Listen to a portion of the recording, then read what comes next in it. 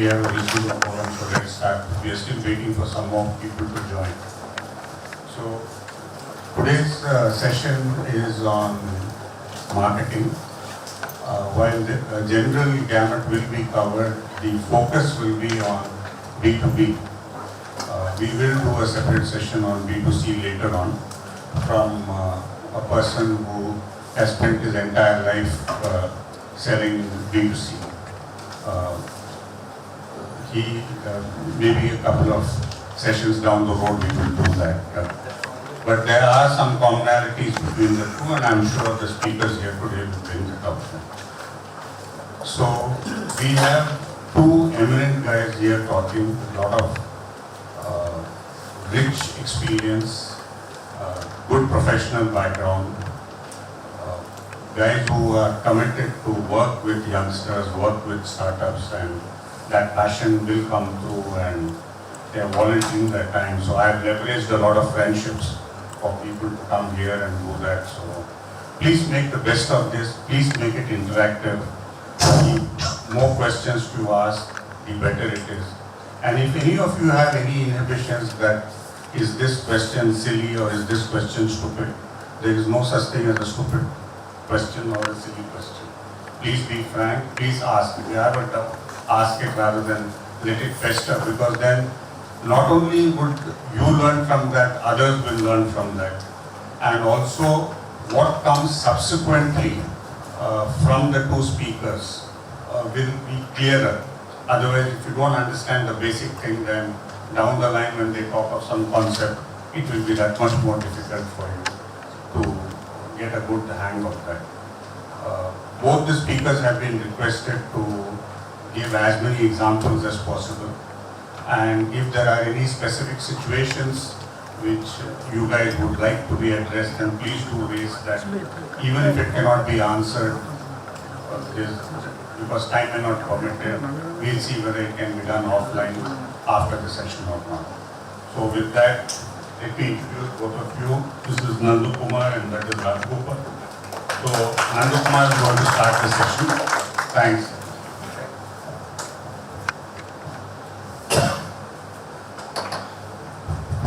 Thank you, Gopal. Am I audible? Yes. So, at the outset, let me say it's a great privilege to be sharing some thoughts and experience with the startup community. Okay?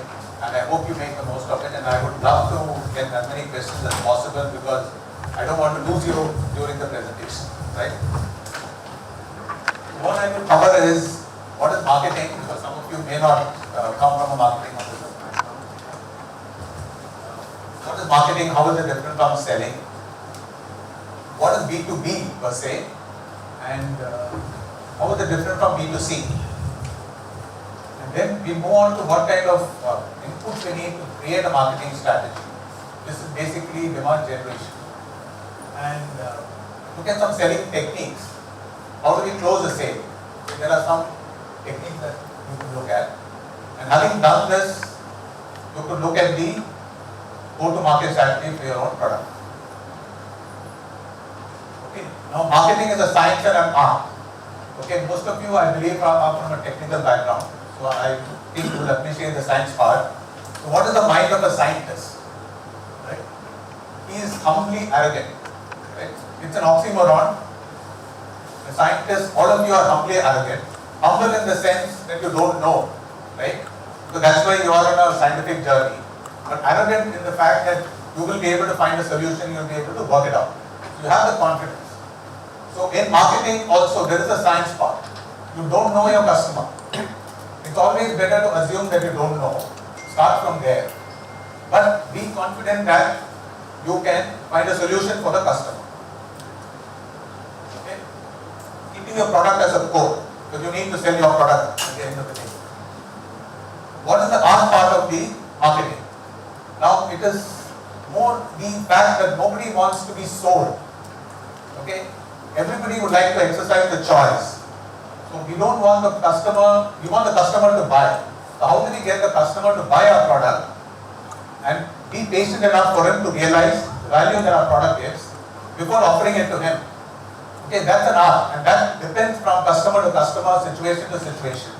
You know the rules of the game, but every game is different. If you're Roger Federer, for example, you beat, Rafael Nadal once. It doesn't mean you beat him every time. So every day is different. So that's where the art comes, right? And it's more in the realm of selling that art plays an important role. Again, this is from my experience that when I start negotiating with a customer, something we feel we are on opposite sides. But the reality is that we need to win the customer over to our side. Okay, and that's important to keep in mind. Okay, Peter Drucker, the grandfather of management, has said that business happens in marketing and in innovation. All the rest is cost. If you're not really marketing your product or you're not innovating, you're simply incurring costs. Okay, how is it different from selling? Anybody would like to share their thoughts on what do you think marketing is and what is selling? Just anybody. Whatever thought comes to your mind, yeah. Marketing does not start at selling, it starts when you are making the product itself. Okay. So you make a product that the customers want when it sells it. And the selling comes at a later stage. You can actually go to the customers and make them realize the value that you give them. Marketing comes first, then selling. That's what you're saying, right? Okay, anybody would like to add to it? Yeah. Marketing is more of a lead generation phase. Great. Okay. And selling is converting the lead to To a customer. Absolutely. Okay. To put it a little more dramatically, marketing is spreading the pond so that the ducks come and sit in your pond. Okay. And so therefore, what is selling? The ducks are already in your pond. What is selling? Taking a gun and shooting the sitting ducks. Okay. So this is, and please remember that if you miss, the duck is no longer sitting there. You have to be an expert shooter, and you need to shoot the duck. If you miss, not only that duck, but the neighboring ducks also may leave. So it's not an easy task. It's not that shooting a sitting duck is easy, but it's a different kind of skill compared to spreading the pond and getting the customers or the ducks to come to the pond. Okay. So therefore, in your businesses, you may find challenges, and you may want to see where the problems are. If you don't find enough ducks sitting in the pond, that means you don't have enough leads which are qualified, and the customer is showing enough interest, the prospect is showing enough interest. The sales is not to be blamed there. Okay. Now what is B2B marketing? Once we know what is marketing, there are three streams of B2B marketing. One is that they use the product to make a different product. You supply a steering wheel, they make a car out of it. So that's most typically a B2B scenario. The other is something that they use for their own consumption. It could be office supplies, it could be training, it could be computer systems. So you're supplying a product or a service to a business who is going to consume it. They're not going to market it to somebody else or modify it. And the third is, it's more a B2C scenario where you're selling to an intermediary who just is going to sell it off to the next person down the line. So really, in our case, I think we will be looking at category 1 mostly, and probably to some extent category 2 if you're offering some kind of a business solution to the prospect. And here it's important that you focus a lot on the customer and his needs and give him a solution, because I'll come to it, because the third category, you should have product knowledge. But your product knowledge may not really help in achieving a sale in the first two categories, where the customer has to take your product and use it. So he may face some difficulties in consuming or converting the product. You may need to offer a solution, and for that you need to know the customer's domain very well. What are the characteristics of B2B? First of all, there are fewer buyers but very large buyers. And volume of each transaction can be very large. It can be crores, hundreds of crores, millions of dollars or whatever. But they are very few in number. It's a lot based on relationship, customer-supply relationship, not so much on a brand power. The relationship power itself, brand also may sell. For example, SAP is a big brand and it sells despite the price. There could be other brands which sell in a B2B, but largely it is based on relationships. And the buying is very professional, it is very intricate, it's involved, the specifications are worked out in detail, and there are many people in the buying center. There are many people who can influence the buying, and so therefore we need to take care of all of them rather than just the person who we meet first. And the process can be long.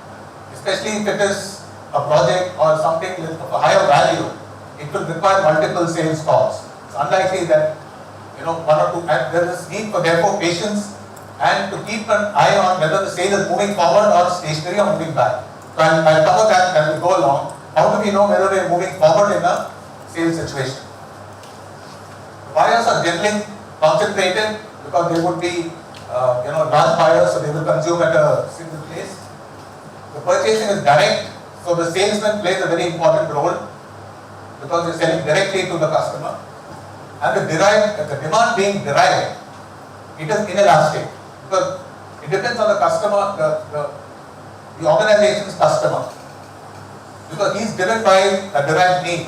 So whatever the price that is offered at the front end, it is inelastic to that. He is forced to buy unless he has a choice. The demand will not fluctuate based on the supply price because he will not stop producing because the price has gone up. He will still need to pay for it and try to recover it from his customers. But it can vary a lot. It can be very fluctuating because the end consumer market is, you would have heard of a bullwhip effect. So when a small interaction happens in the marketplace, it gets magnified many-fold as it moves backwards in the supply chain. The demand can fluctuate very much because of the end user uncertainty. Now, just trying to see how is it different from B2C, which most of us are familiar. Well, all of us are B2C customers. We all buy products. First of all, B2C is buying for self. Even if you buy a greeting card for your friend or your relative, you want them to feel good about you. So ultimately, it is you're buying for yourself versus in B2B is buying on behalf. Okay? Because the same product, if you were to buy a television set or if you're buying a computer, if you buy it for your own self, you will make one kind of buying decision. And if you're a buyer sitting in a company and somebody has asked you to buy a TV set or a computer for the company, your buying decision may be completely different. Okay, same person, decision is different. Okay, it's a single buyer situation versus buying center. I've already covered that. The price is fixed, it may be discounted, but it's fixed in a consumer's, whereas here the price is always negotiated. And each is a customized sale. This is good to keep in mind that it doesn't mean that if you're selling the same product to different customers, the price has to be same. Because their usage conditions may differ, their service expectations may differ, therefore you can price it differently. Aesthetics and taste versus functionality. This is quite obvious because there is no impulse buy, it's a very calculated buy. The functionality plays a big part. As I said before, brand is not so powerful in B2B. Number of customers obviously much less, and the salesperson has a big role. Transactions are complicated, so there would be requests for proposals, quotations, negotiations, trials, and so on and so forth. So it takes a long time to get the sale closed. Any doubts so far? Clear? What?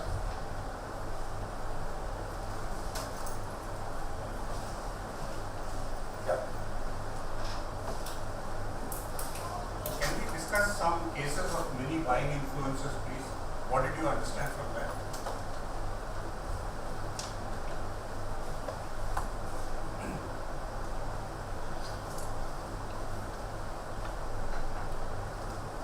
What can you see? I have no problem with sitting at a later clock. The decision is taken by discussing with many departments within the company.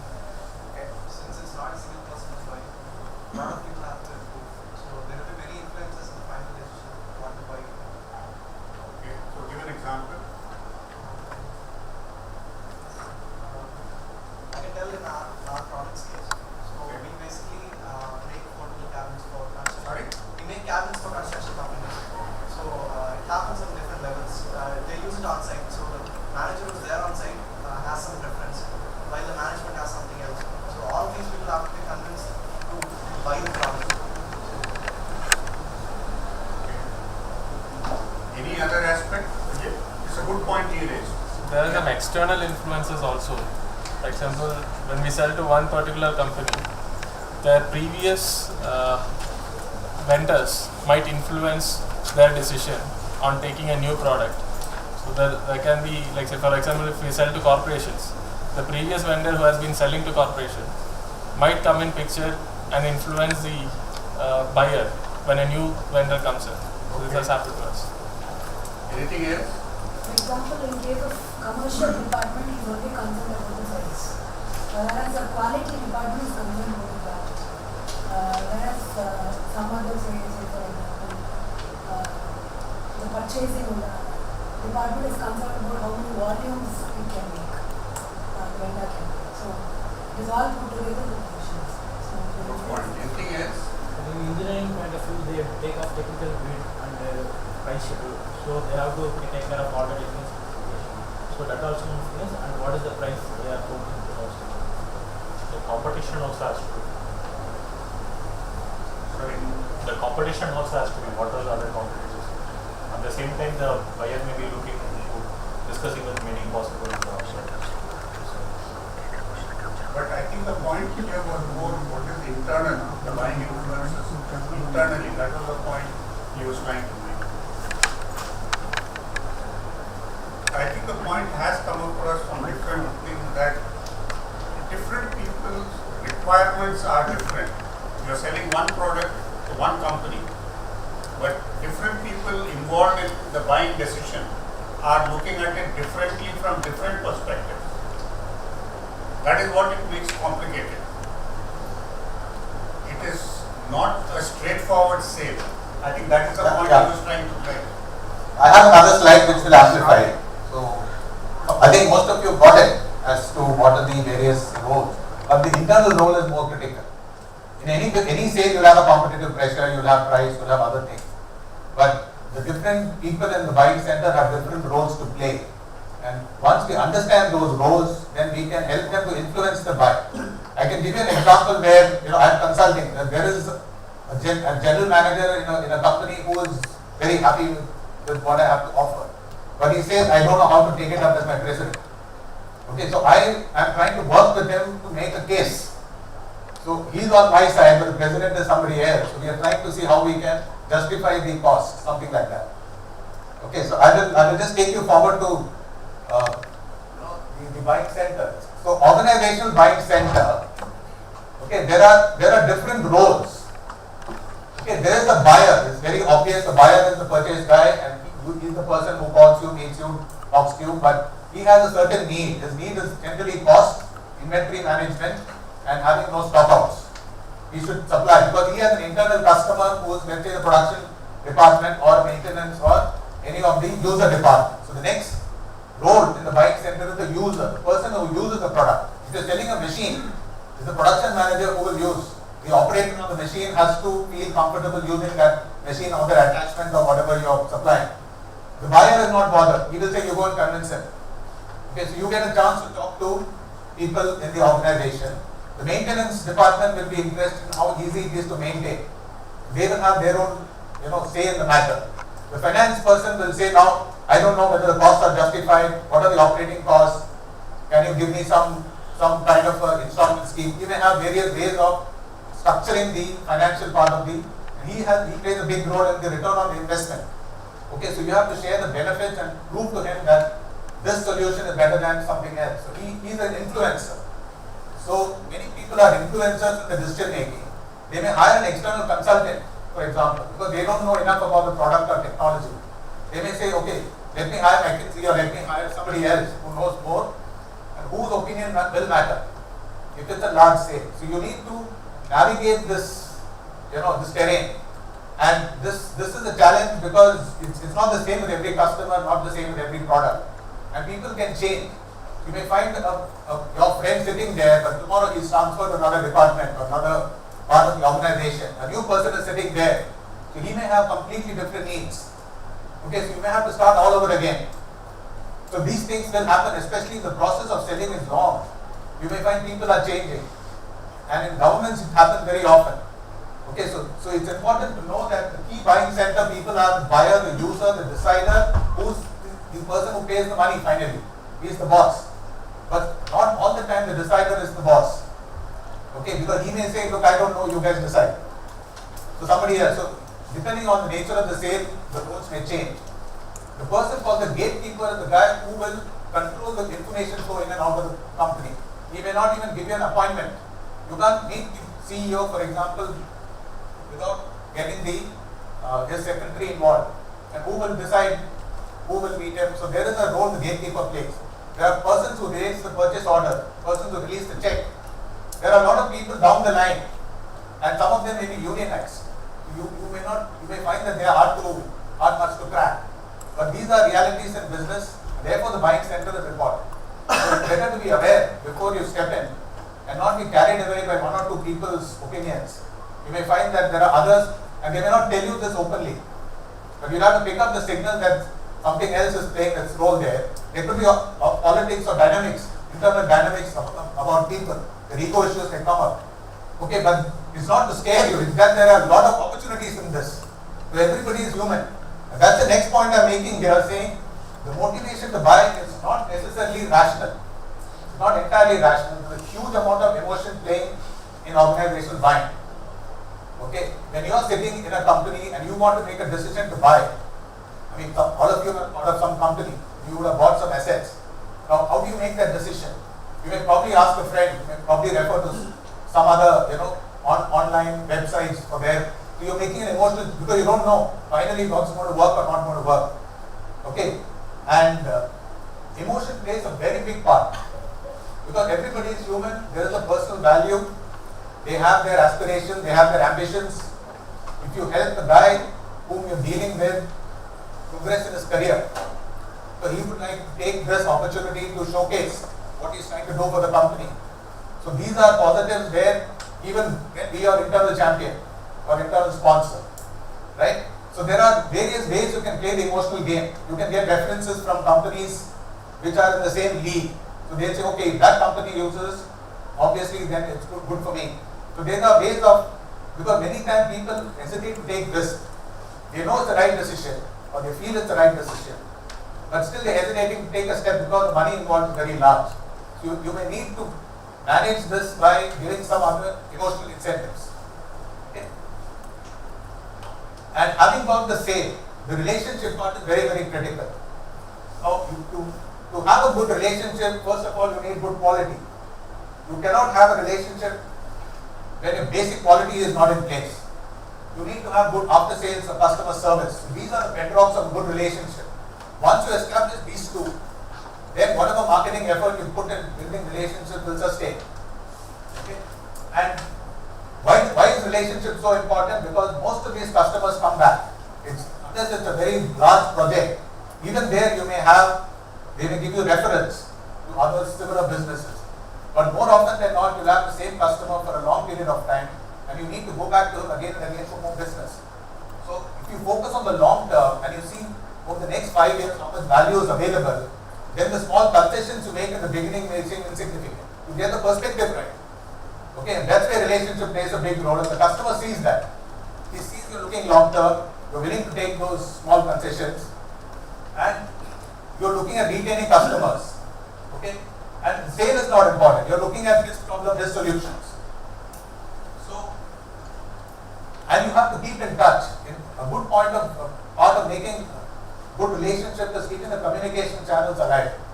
Many times we find if things are not going right, people are not taking calls, especially from the supplier organization. So you don't want to, it's very awkward to, you imagine if you're a customer and you want to contact and you're not getting so that breaks relationship like nothing else. But even if you don't have good news to give, if you were to take the call and be honest, okay, and you have a personal relationship with that person, then the company relationship improves. Because mostly the relationships are broken by individuals. Company to company it may be good, but certain wrong steps that we take under pressure and unnecessarily building up the tension for the customer can create big nuisance value. And whatever good work you do before that goes, it's very fragile. The relationship it can be very fragile. Okay. So you need to build trust, you need to build commitment, and that's part of relationship building. But you know that you are not alone in the marketplace. There are competitors working, they are building relationships also. So you are actually having a leaky bucket, and customers will leak out. Okay, so it is better to know that this will happen. It's part of life, part of reality. And therefore, you need to strengthen relationship even more. Never sit back on your laurels and think, it is fine. Anytime tomorrow comes, anything will change. As much as you guys are disrupting something today with your startup, somebody else will come tomorrow and disrupt. So always better to keep the relationship in place. Okay, I have a question. Yeah. Initially, we were discussing the example of drugs, that marketing is to get the drugs in the form. This picture of particular bias in a company, that all of them are involved in buying them. How is that getting placed? Like in case of B2B marketing, to whom you are attracting the drugs to? So, yeah. So I'll cover that a little later, but to answer the question now, it's a question of how do you get leads. Okay. One way to get leads is to there are various ways of getting leads today. You have digital marketing, gives you a lot of options. In case of B2B marketing is leads. Yeah, its first objective is to get the lead and then qualify the lead. This basic remains. Marketing job will be to promote the product, the company, the solution that is offered in the right channels. It may be online forum, it can be industry get-togethers, it can be hoardings, it can be whatever media, depending on the money and the resources they have. So once they project the company's capabilities, people will get, there are both incoming and outgoing leads. People who need your service, how do they find you? Okay, so today there may be people in the world who need your service, you don't know them, they don't know you. How do you get them to find you? So that's incoming. You can always find a way of, digitally attracting them. So you have a kind of a landing page, you beam your, in the relevant forums, you put your communication across, you have social media network, you have various today digital ways. Or you get to word of mouth publicity. You have one satisfied customer, he can refer you to many more. So that's another way. So there are multiple ways of getting leads. This is where marketing plays a role. And once the lead comes in, they qualify. Marketing also has to qualify the lead. So they have certain criteria. Does he have potential? Does he need the product now? Is his decision making complex? Can I strike a deal quickly or will it take a long time? You can define your own criteria based on your product. Then it passes on to sales. And then sales will start meeting him and interacting and trying to see how they can close it. So there are two levels of qualification that happens. Okay, when we go a little later, it will be clear. Okay, now take the relationships. It's not that all customers are equal. You will need to grade them. You will need to prioritize them. You have various categories of customers from platinum to lead and so on, depending on their potential and your criteria. Okay, and also customers not always right. There could be customers who are bad, who don't fit. I'm not saying they are bad. They don't fit your future profile. You are in the wrong segment. So there is no point banging your head against a wall there. Know when to exit. Don't build relationships with them. It can be detrimental. It can also conflict with some other relationship you are trying to build. So this is something to keep in mind. Okay, so this is the broad picture of B2B marketing and what are just to give an appreciation of the terrain. Okay, so that you are able to, when you go and meet them, you are trying to look for these things and use them as inputs when you really craft your strategy. Okay, the strategy really is identifying the target market and what is your value proposition for the target market. Which means what are the problems faced by them at the industry level, at the company level, and how your product with certain modifications, customizations can satisfy them. And what is the opportunity in that therefore. Okay, so once you are in a position to define this, then your strategy will fall into place. It is a choice. You cannot say I will do this, that, everything and call it a strategy. It's a clear choice saying what I will do, what I will not do. It's the hardest decision to make sometimes. But if you, because see the last line, it has to be fitting with your company processes, your culture and your product obviously. Okay, so if you try to do multiple things, it will conflict internally. So there is a chance that you will not succeed in either. Okay. So how do you do the strategy? First of all, segmentation. Industry segmentation is one thing that I have done. I was in packaging for a long time, so found that companies within an industry behave similarly, or they have similar challenges. You can look at an industry, whether it's foods, whether it is hospitals or education institutions and so on, and There could be sub-segments within that. You could have high value, low value, etc. But if you're niche driven, there is a chance that you will succeed initially. Rather than be a common product for all people. Because as I said, the organization buying is different for different customers, their needs are different. It's very difficult for them to find a standard product and adapt it. Depends on the product, but mostly it's difficult if it's totally new product for them to find a way of using it. If you're niche driven, so once you do that, then you know you've targeted your market. This is the market, this is the industry, this is the niche I'm going to target. Then you start reaching out. The point about advertising, how to get leads into the system. This will depend on the industry again. You have online and offline forums, and you can also, if you have a great facility of manufacture, you can call them. And once they see that, they get impressed. They may do an audit.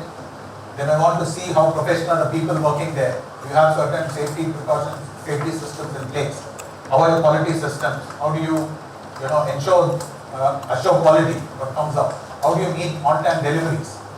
Do you have a planning system which is robust? There can be several things that can be discussed, because this is of course a little later stage when you show an interest. But getting a customer to visit your premises itself is a big step for them. That's a buying signal. You must always try to invite them and keep your factory spick and span. And that's a way of showcasing and building customer relationship down the line. Your people down the line also get exposed to the customer, and they start contributing, because they start aligning automatically. Okay. Similarly, a website. If they can't come to your place, can they visit your website and get equally good experience about your product, services, and so on? Okay. These are for basically the incoming leads. Also, people are trying to find. If they tap, for example, if you're offering some robotic system, for example, if they type robotics, will your company pop up? Can you do that search engine optimization? Okay. And so also, this is again my recommendation, that if you have some positive customers who are willing to work with you, work with them and make a success. The tendency I've seen with some startups have been associated with this. Once they get a sale, move on to the next one, how to try to maximize in a short time. But you will leave a lot of dissatisfaction around if the person really doesn't know how to use it, and even start spreading some wrong communication. To make a success, because it will need to manage. You have a product, you put it in the field, it will have certain behavior, there will be some usage understanding gaps. So finally you will find that you need to customize it more and then offer it to other people in the industry. Okay, and once you do it, the process continues, because needs keep changing, market keeps changing, you keep ensuring that your product remains contemporary. Okay, so this is a kind of busy slide, but gives you the funnel where you're talking about lead generation. There are various ways of doing leads. I'll leave this, obviously you can pick and choose out of these. Marketing's role is getting the leads and qualifying them. It's a kind of discovery of the customer. Then the opportunity and needs assessment. This is where the customer starts getting interested. And it's up to the sales and marketing jointly to get the customer to start showing interest and evaluating your solution, this or whatever they have today. And later on comes really the negotiation of the contract and closure of the deal, which is entirely a sales responsibility. Okay, now I'm showing this as a cycle here, because at the end of closing the sale, you can always get more reference. So this is an important point to remember, and you can keep this cycle rotating many times. Okay, so a very good place to get leads is from a satisfied customer. You may give in the same industry or different, because everybody would like to love to help a friend. Okay, so treat it as a cycle, not as a transaction top to bottom. And this is something you can keep in mind when you want to qualify leads. Okay, so again, does he have a requirement? Because any lead may not be a suitable lead for you. Is he the decision maker you're talking to, or somebody down the line? We just talked about buying centers. Is he having an urgency to buy, or is he not in immediate need of a solution? Does he have the budget that you're looking for? And is there a big potential in the future, or is it overall a small customer? So you can take your call when you qualify. There could be other parameters. These are just some indicative parameters on how to qualify a lead. Okay, so shall we move on to sales? Because this part covers the marketing part of the the role or the function. So we have discussed about the customers, their buying behavior, their maybe idiosyncrasies in terms of how they will handle a purchase decision, and their needs and how to prioritize them and how to identify them and start working with them. So assuming you come to a stage where you have qualified leads and you are now ready to start prospecting. Okay. Now, when you meet a prospect, the first question is, in a successful sales call, who does most of the talking? Who said buyer? Yes. Anybody else? Seller. You saying seller? There are only two options, right? Okay. The buyer? You saying buyer also. How many say buyer? Okay. The rest of you are supposed to saying seller. Yes. Okay. Okay. The research has shown that the buyer talks more, the sale is likely to conclude. Okay. The more the seller talks, the more the buyer is forming objections in his mind. The moment you start talking about your product, he starts, trying to build his negotiating strategy, okay, against it. So get the buyer to talk. How do you get the buyer to talk? Asking questions. Right, that's there. The next one, you have to ask questions, okay, and I will tell you how important questions are, because this is really the bread and butter of sales. The questioning technique, this is where the art form takes over. Okay, how you ask the question in a non-threatening way, okay, not like a public prosecutor, okay.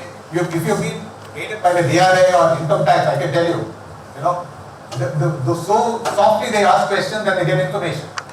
Okay, so this is an art. And I found spin selling, I will share that. Spin selling I found was very, very powerful in terms of the questioning technique. So we just run through that. And before questioning, you must research your buyer. Okay, research your prospect. And don't ask him questions which he will think that, if you don't even know this, why did you come to me? And the outcome is not in your hands of every sales call. So you can be prepared for a plan B. So that you don't, keep on badgering, and once you made up your mind that you want to sell, you will keep buttering it. So there may be a problem with that. You must always have an option so that you don't leave the customer cheesed off. Okay. So all of us have received these calls from banks and insurance companies, and we know how they respond to that. So we should not become one of those callers, right? And the really key thing is, do not present your solution unless you have established the needs and benefits in the prospect's own words. Okay, this is the most crucial part of the sale. If you say it too early, you are very likely to lose the sale. You have to hold. It's a temptation for us because we know the product so well, we want to keep talking about it. But we forget the customer knows nothing about it. So if you start talking, he will get bored. Okay, so if you start talking to him about his problems, and then he says, okay, I'm looking for a solution. Okay, I'll tell you how that can be done. So then you have a greater chance of closing the sale.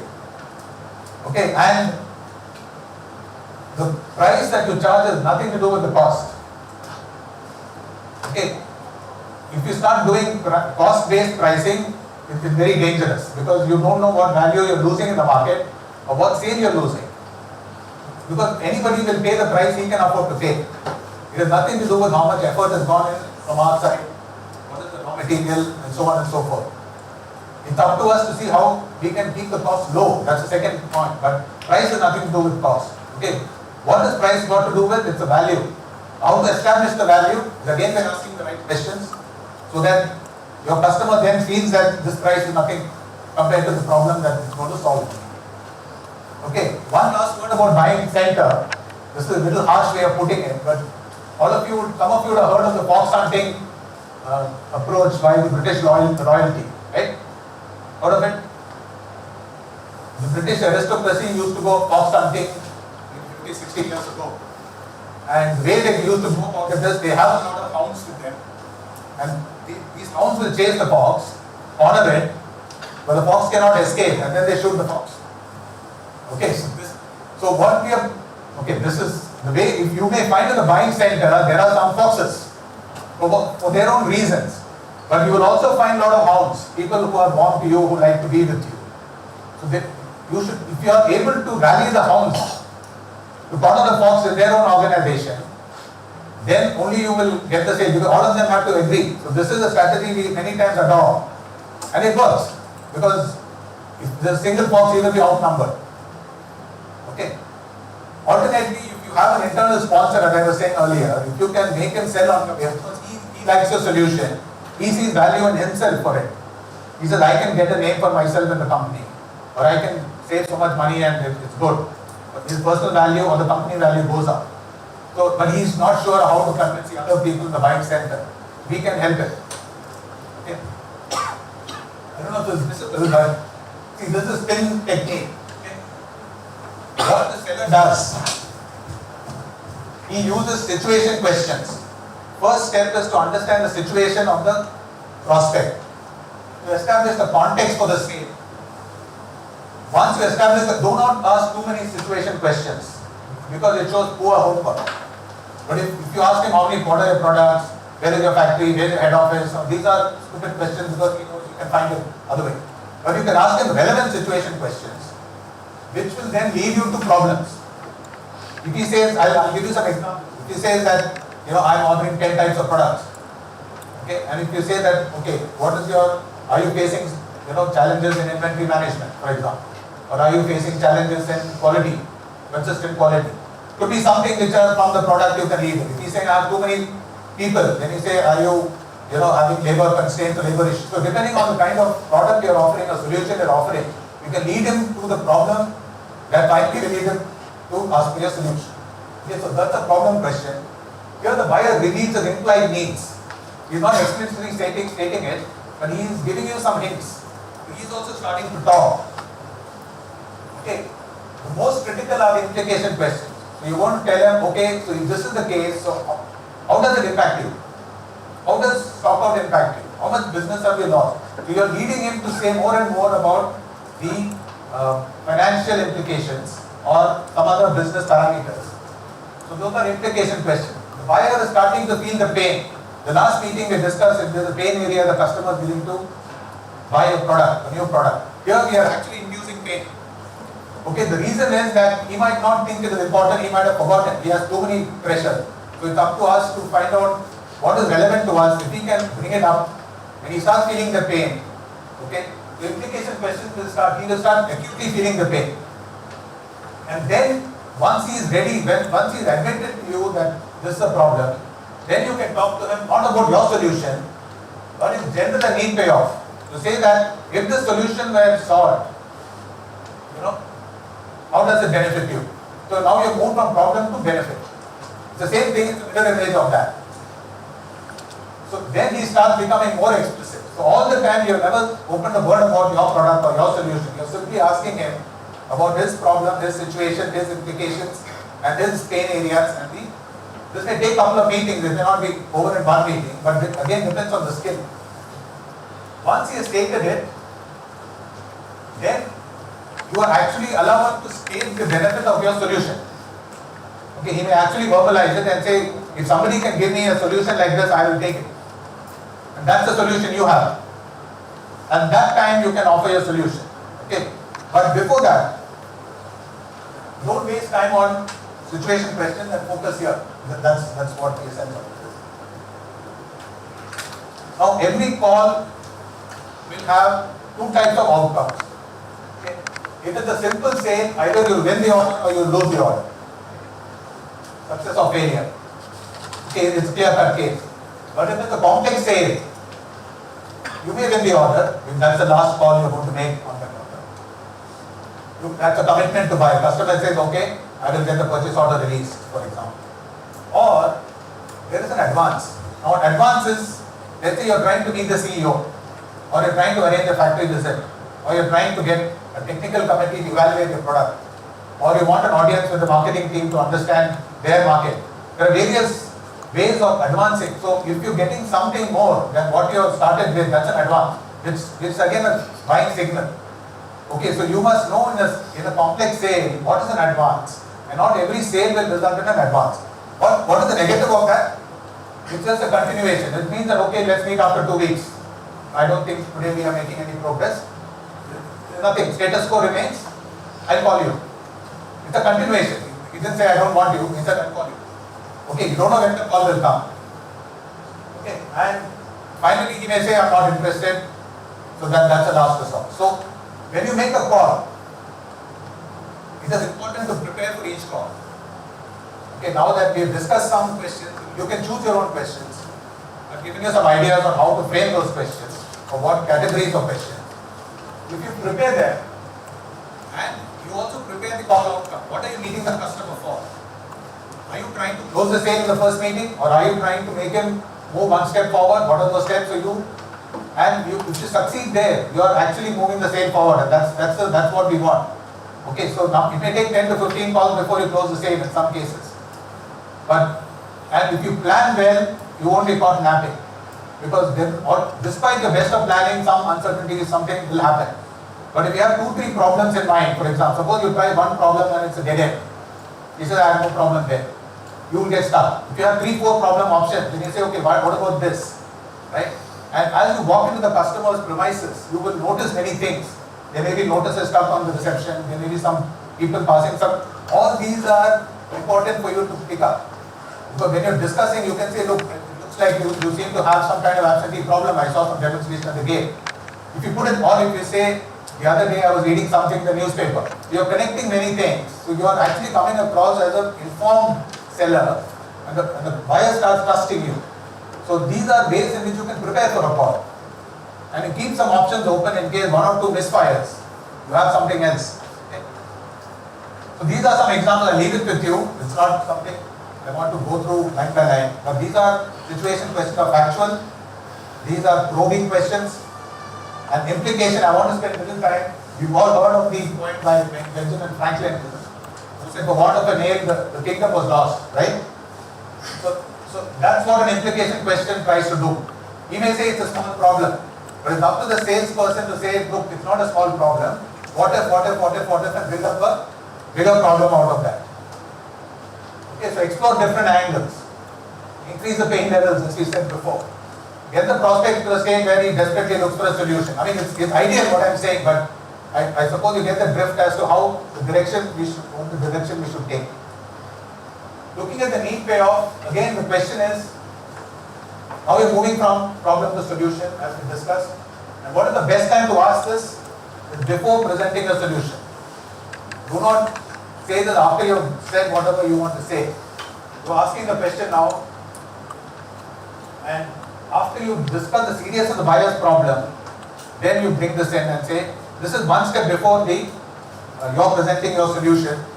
So what you've essentially done, you have at the back of your mind, you have the cost of your solution, and you're piling on something here to tilt the balance in your favor. Okay? So unless you know this value equation, you cannot justify the cost. If you leave this portion uncovered, it will tilt this way. That's all that we're trying to say here. Okay, so again, this is an example. I mean, I'm saying suppose a company who's offering an inventory management system, for example. I'm saying how many different types of products you make, what's your system of planning, situation questions. Is the procurement planning a big challenge for you? You may say yes or no. How often do you face stockouts? Okay, so you're leading from one to the other. Are they leading to lost opportunities? Or does holding high inventory lead to higher wastage or obsolescence? So you're trying to build a case from one or the other. And if you were to change, this is a need payoff. If you were to change your system to something, how much would you see? You are actually provoking him to answer. Some of them may not answer. They may say, look, it's beyond my scope to answer. But at least he will think about it. He may come back next day because he will go and find out. Right? And if you get a quality certificate, then will you save on incoming inspection? Some of these questions, if you ask, and then you present a solution which is like a perfect fit, as close as possible. Okay, then a solution actually fits into his problem rather than standing in midair. Okay, and when you're presenting solutions, there are 3 things we will talk about. One is the features of the product, the other is what advantages it offers, and what are the benefits. Now you may ask, what's the difference between an advantage and a benefit? Okay. When you talk about the features, anytime you start talking about features of the product, my product can do this, A, B, C, immediate concern of the buyer is what is the price you want to charge. Okay, so talking about features can actually put the buyer off or make him defensive. An advantage is something that the buyer has not explicitly stated as a need. You're offering something before he has stated that he has a need for that. So he may object. He say, I never asked you for it. If you say, like, for example, I can, supply you every day. You say, I never asked for daily supply. Once in a week is enough. Why are you offering? So you're offering an advantage. What you think is an advantage, but the buyer has not explicitly stated it. Benefit is what he has stated. Okay, that's the subtle difference between the two. And if you were to offer more benefits, then you've got the sale going. Which means you should have done all the previous questioning. Okay, and a few more points before I hand over to Raj. I think I've taken some time. And we have some questions. Do you have any questions now, or after 3 more slides I can ask you? Anything now before we conclude this part of the? Is it clear or nothing is clear? Benefits is relevant to the need of the customer, right? Yeah, stated need, Okay. not an implied need. Okay, so there's a difference in the term. If you get the buyer to state the need upfront, when you offer a benefit, he has to accept. Yes. That's why we are saying it's a benefit. An advantage is something you're tossing to him as a chance. Okay. Now, on price negotiation, obviously when you do all this, question of price will come and you will get some objections. So handling, I think Raj will cover a lot of objection handling. Easiest thing to say is let them start with where both of you agree and let them start saying yes first to some of the questions, then moving to the no's. Okay, it's a subtle way of handling an objection. There may be in the objection something he agrees, something he doesn't agree. So start with what he agrees and move towards to soften the blow. But when you make concessions on price, if you do it asymptotically, if you do it in a manner that the customers, start thinking that you have a point, you're not randomly dropping price up and down, you're going towards some, so there is a chance of him also realizing that, there's nothing more can be done. This is why they say let the concession be progressively smaller, logarithmic scale. Okay? And so you can do something for the sweetener, and there may be times when you have to walk away. It doesn't mean you're walking away from the deal, you're just walking away from the negotiation. Okay, because you may sense the buyer is not ready to sign. Something else is bothering, nothing to do with what you have spoken to him. Timing is not right, he's waiting for somebody else's signal which he doesn't want to disclose to you. So walk away and he will call you if he wants. Otherwise, if he doesn't call you, it's okay, you save some time. Okay. So I said something about customer perception of value for pricing. Okay, there was a company which was doing aircraft maintenance and they called it wing to wing. Okay, they were doing door-to-door repairs of aircraft engines. What is door-to-door repairs? GE was getting the engine to their workshop door and the turnaround time was measured by the day it entered the workshop to the day it left the workshop. And that is what they, with their Six Sigma initiative, they were improving the turnaround time of door to door. But the Boeing companies or Airbus companies were not interested in that, or the airlines, I'm sorry, not Boeing or airline companies were not interested in door to door of GE. They're saying, look, my aircraft is still on the ground. From your door to my wing, it takes so many days. Nobody is monitoring that. Okay, so the value for the airline is uptime of the aircraft. So then GE changed their perception and said, let's do wing to wing. And they charged a lot more. But it was still saving the airlines big money because it was wing to wing. Which means they can predict their uptime. Okay. There's another interesting example of electrical cables. It's a very standard small product which is sold for infrastructure. Any infrastructure building will require electrical cables. And all of us know that infrastructure projects take a long time to complete. Okay, generally they are overrun, both in terms of time and cost. Now, one of the reasons for overrun is electrical cables. Okay, in a situation. So, the company said, look, I will guarantee you on the dot delivery of these cables at a premium. Okay, at a premium, at a 50%, 20, whatever premium, I will guarantee, but not a single day I will delay my cable delivery. And they told it to the project manager. So, for the project manager, it's a great deal, but who will pay the 20%? Okay, he can't go to the buyer, purchase manager and say, you pay 20% for this supplier because he's promised me something. So everybody has got their KRX. He will say, look, why should I lose my KRX for you? That's the kind of dialogue which comes. So what this company did, they said, if I fail for one occasion, okay, I will give you a 10 times penalty. something like that. Which is then a good deal for the purchase guy to say, look, here is a good deal for me. He is ensuring on-time delivery, but in case he misses once, he is giving me back 10 times the money. Okay, in reality, it happened once or twice a year at 10 times. But the company got huge benefits in terms of their pricing because time was a very critical factor in a project. And that's the value to the customer. Cost of the cable is nothing. We never even compared that in the discussion. He said, look, if you save me time, I'm willing to pay you. Okay, so that's, and therefore there are hidden costs. So I've listed down some of them. I think you would be able to figure them out. Okay, and these are what are called mafia offers. A mafia deal is something that a customer cannot refuse.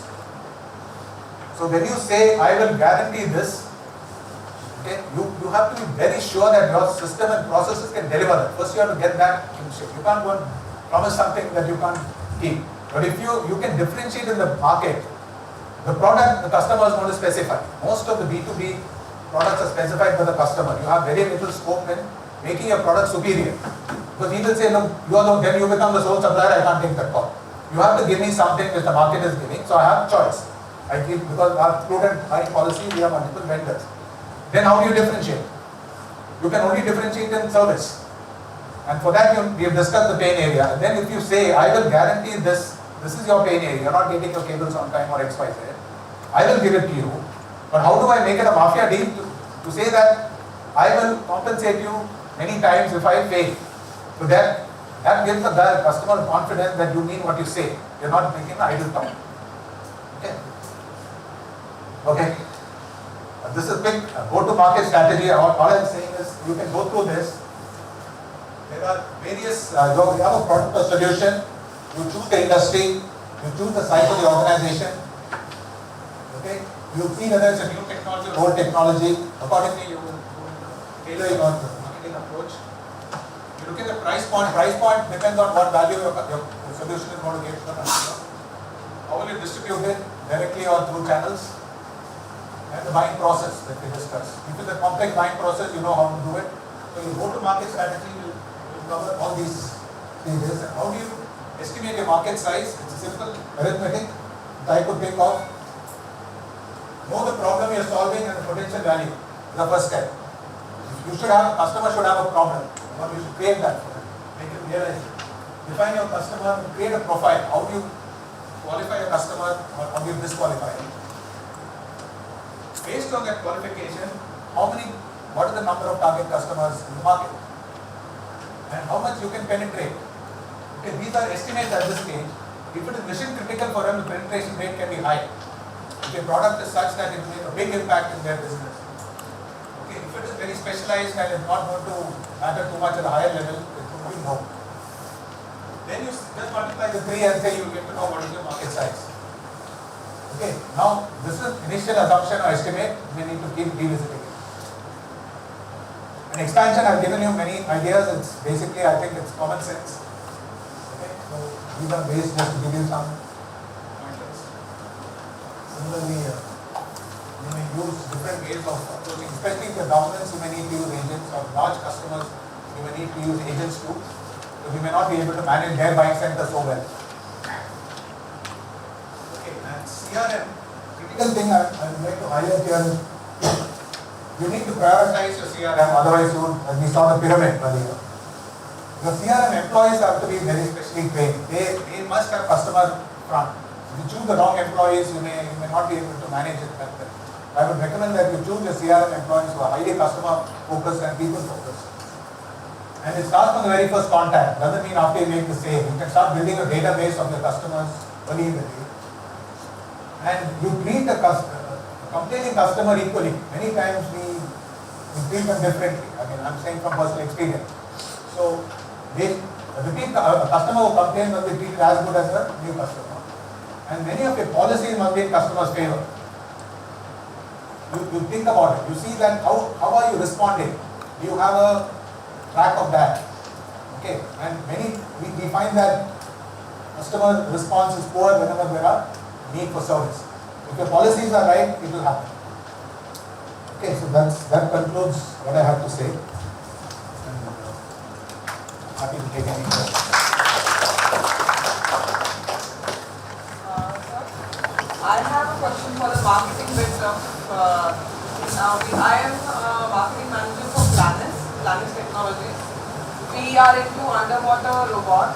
make them and we'll use them as a solution, like for underwater inspections and survey solutions. We are a service provider company, but we make our own drones as well. Okay. This whole scenario being so niche in itself, the market is different, one thing. Secondly, we also are currently, we are leading the market. We are the only ones who are manufacturing our own drones in India and providing these solutions. Otherwise, our own customers go for divers, underwater divers who do the same service. So in this case, should we be conservative in the way where we promote our own services as opposed to the newer markets that are coming in or newer competitors that are coming in? So there's one more competitor right now in India, Indian company, who are doing something similar. But then whenever maintaining the social media profile of our company, sometimes we are a little skeptical when it comes to what should be mentioned, what should not be mentioned, will the competitor be monitoring this, are we giving out too much? So how should we be open about it and not and just face the competitive world, or strategize? I would say it depends on how relevant it is to your customer to know this. Because whatever you're going to put out on the social media or any kind of platform, the beneficiary should be the customer, not the competition, not anybody else. Correct. If your customer has to learn this through social media only, then you put it there. Okay. But you can always convey that to him any other way. Personally. So anybody else is not interested, or they should not be getting into those details. That's what you want. Right. So no need to put it on social media. Okay. But you can say certain things there about the benefits to the customers, Right. and say more in person or more when you invite him to your web page, or not web page, to a meeting, Right. where you can share some of these things. Or you can say send me your email and we'll forward it to you. There are various ways of communicating Okay. confidential information. Okay. But don't put it, I would say, in a Don't public forum. publicize it. Yeah. Okay, fine.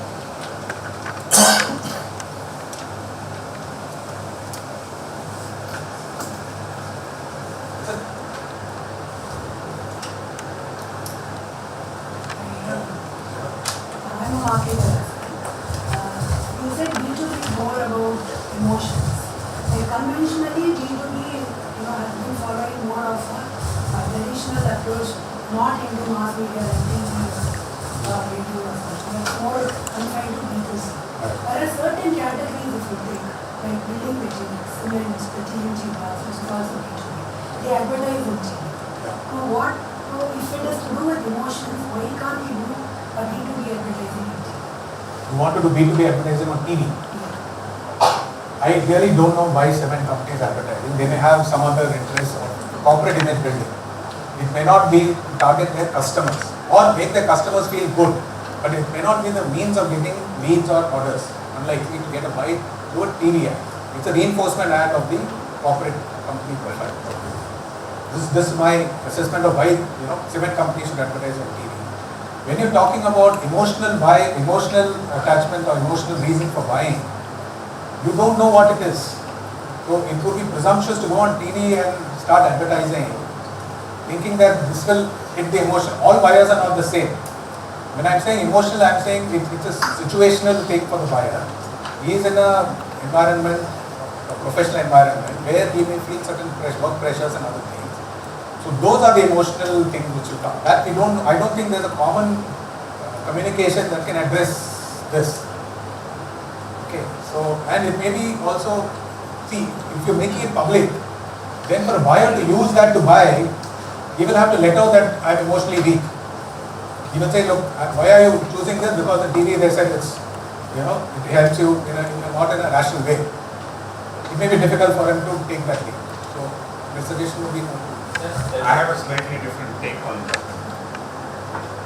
If you take an example of cement, cement is sold to multiple end users. We all believe that it is going for homes or it's going for bridge construction. So bridge construction is done by Larsen & Toubro. There is no emotion. Or large apartment complex, again no emotion. But these smaller homes, very small complexes, what is the differentiator in a highly commoditized product? I'm building my own home or I'm buying cement and giving it to a builder, how do I differentiate in a commodity? I don't understand the technical specifications.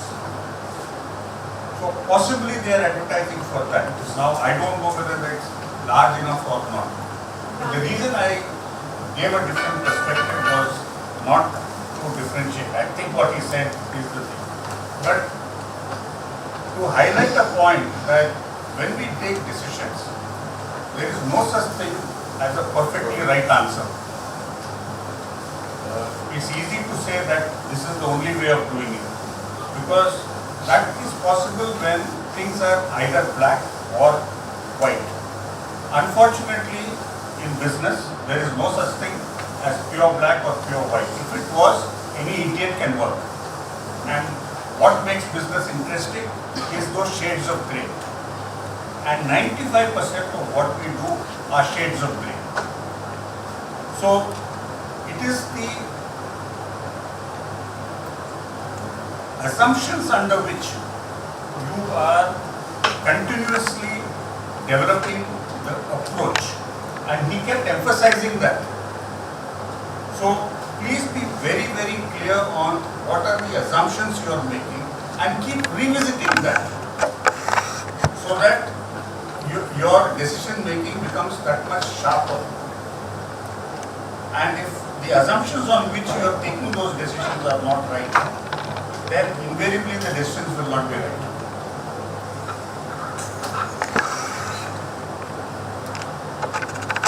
You also got to focus on grounding and perception building.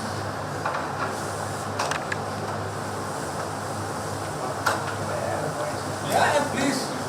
So this is for people who don't know Raghutam Rao. We are actually privileged that Raghu is here today.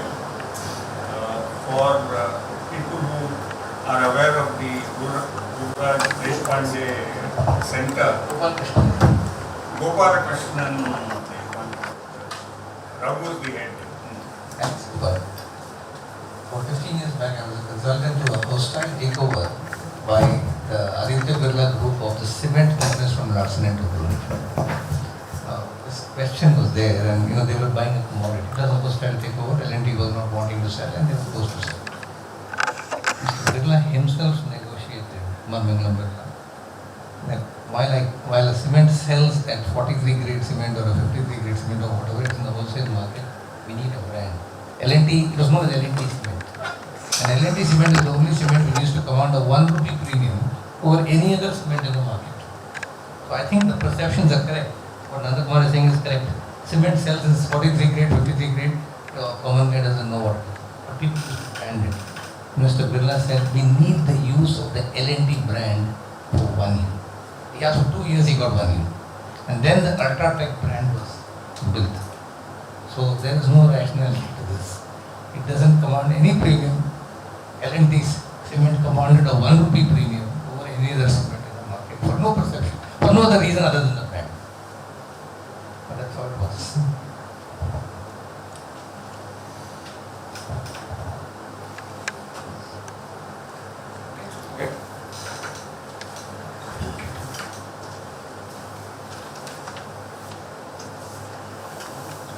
Everybody else while he's preparing his presentation, I just want to say I'm very privileged to talk here because I'm not from IIT.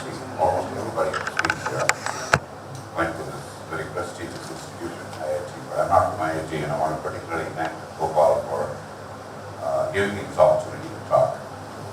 The plan for this section, what Nandu has told you, is if you take a marketing course and spend 4 months, this is what you will learn.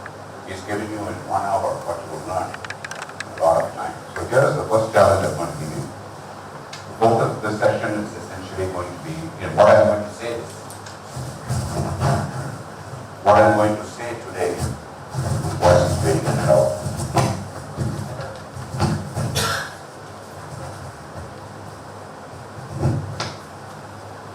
So what I'm going to say today is going to be what is the key focus on this session. Before we get there, I want to talk about something. We had a little bit of discussion on spin, so I'll talk a little bit about selling systems. I want to talk about what are the reality is you cannot forget it all. You've learned a lot about the concepts of marketing and sales. Now you come to the question of you have to confront the first prospect, the first customer, and start talking. So what are the realities? You can't forget. How do you get your first appointment? How do you present the first appointment? How do you get your first sale? How do you get your first sale? So what objections are you face and how are you going to overcome them? How do you close the sale? I think I'll just take a mic. Yeah. I think I'm more comfortable with that. Okay, can you hear me now? This is a lot easier. Okay, then how do you get referred leads? So this is the general plan of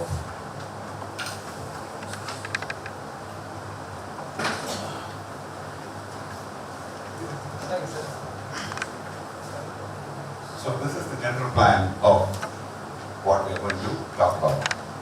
The first point I want to make is this. In Nandu had said earlier a couple of things. In B2B sales, he had 2 or 3 slides in which he talked about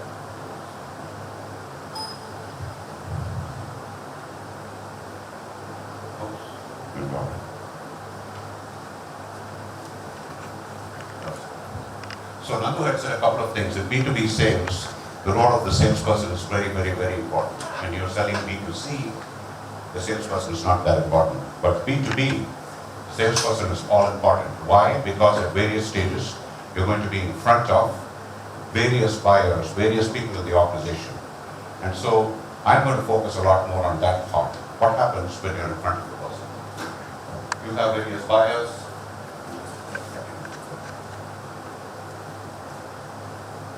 So he talked about how multiple sales calls are necessary to make a call.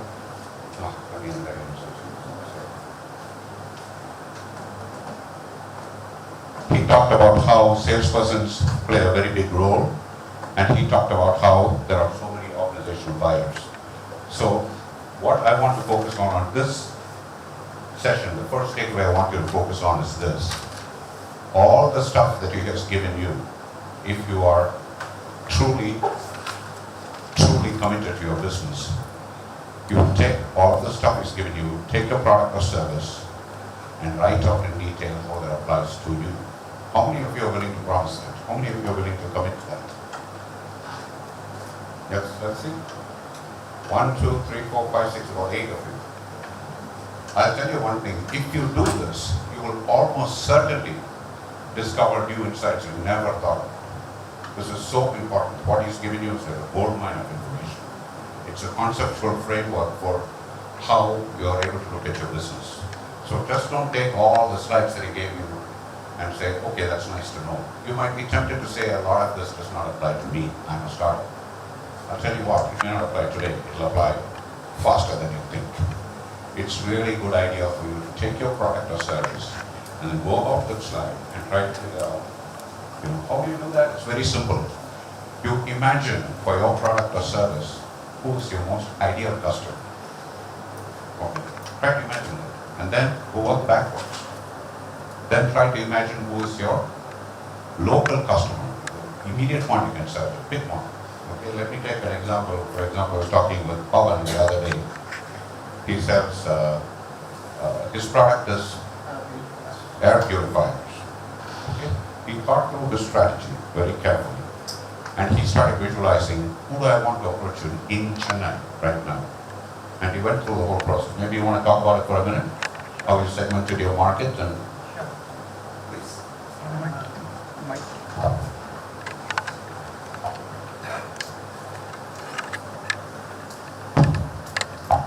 Yeah, thank you. Actually, we sell air purifiers. So we have segmented market into 4 categories, 4 segments, like office spaces basically, who require clean air in their workspaces, and hospitals where there is a bacterial problems, airborne bacteria need to be removed. So that way we segmented the market first and then approached target markets. If you see the hospital market, we have pitched to different hospitals, and the reaction was like initially, why do we need an air purifier? Because as Sir told, we didn't actually try to get information from the customer initially. We try to actually, we are more obsessed towards our product and start presenting our product more than actually solution. So now we got a kind of insights from him, now started questioning the customers and get the insights in how to sell our product. So that's a very important learning there. He was so keen on his first visit to go sell this customer. He started talking about how good his product was. And he started making the assumption that the hospital would acknowledge that they really needed this product. Because everybody has read in the newspapers that you could get hospital-based diseases, bacteria is a problem. But when he went to the first hospital, the reaction there was, I don't have a problem. In fact, my hospital is spick and span. The sale went away right there.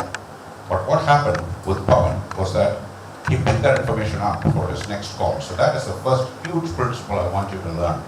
It doesn't matter how many calls, how many prospects you may lose. You only need to get to your first, second, third customer. So keep going. You are not going to sell every single prospect, regardless of how brilliant you are. And when you're a startup, sometimes it can be discouraging. You go to the first call, it doesn't happen. You will say, oh my God. But what you want to do is to pick up. He picked this up. He picked this up immediately and said, oh, next time I go to the hospital, I got to approach this slightly differently. And there are things you will not discover till you go and try it. So my first suggestion to you is, go out into the market, try it, make the mistakes. You will make some mistakes. Don't worry about it. As long as you learn from it, as long as you have enough prospects, there are hundreds of hospitals in Chennai, so it doesn't matter if you didn't sell that first hospital. You may eventually come back to them. But because he had the guts to go out and present it, he learned something. The second lesson he learned out there was very simple. He started presenting the product features instead of, you remember that slide which Nandu did about features, advantage, and benefits. What is the mistake he made? He started talking about this. So the credit that I give for Pawan is that as soon as this call was over, he picked it all up and he's now much better prepared to go into the next thing. And this is what is going to happen on your journey too. You are not going to simply go to your first customer and immediately sell. Okay? And what I encourage you to do is don't worry about it. You only need to get that first customer, second customer, third customer. It doesn't matter how many times you fail. It only matters how many times you succeed. 90% of what I'm going to tell you, you already know.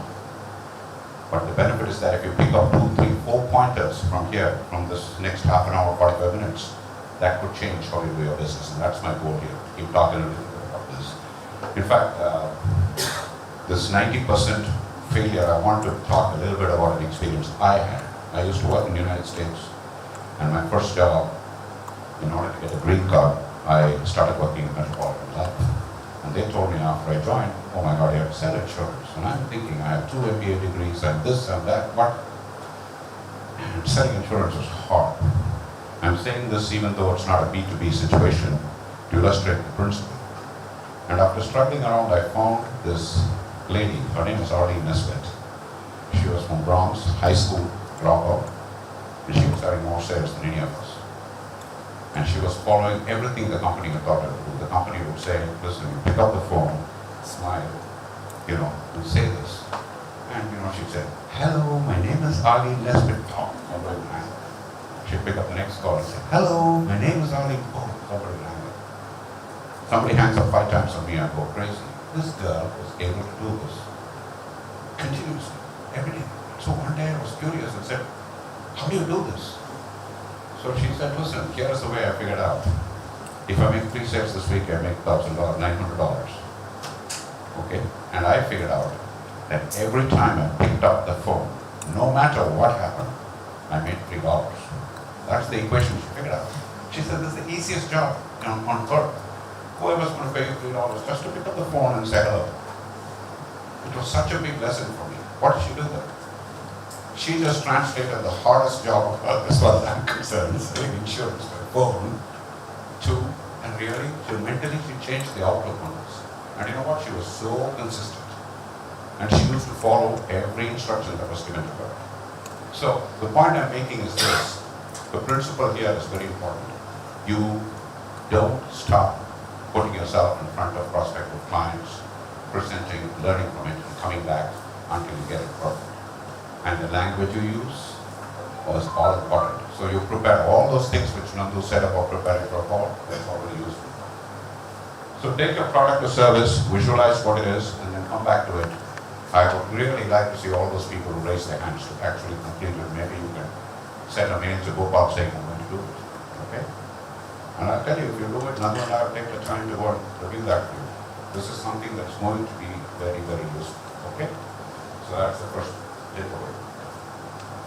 He talked about relationship building, and he talked about, so this is again the same point I want to emphasize, that you need to take all the slides that he did and come back and apply it to your particular product or service. This is the first takeaway from this. Now, he also talked about selling systems. He talked about Spin. Spin is hugely popular, widely used. I've been selling for 35, 40 years, marketing and sales, mostly to B2B. And from time to time, newer and newer systems come up. So those are all systems that are used around the world. Spin, Neat, conceptual selling, snap selling, challenger selling. Lots of them are there.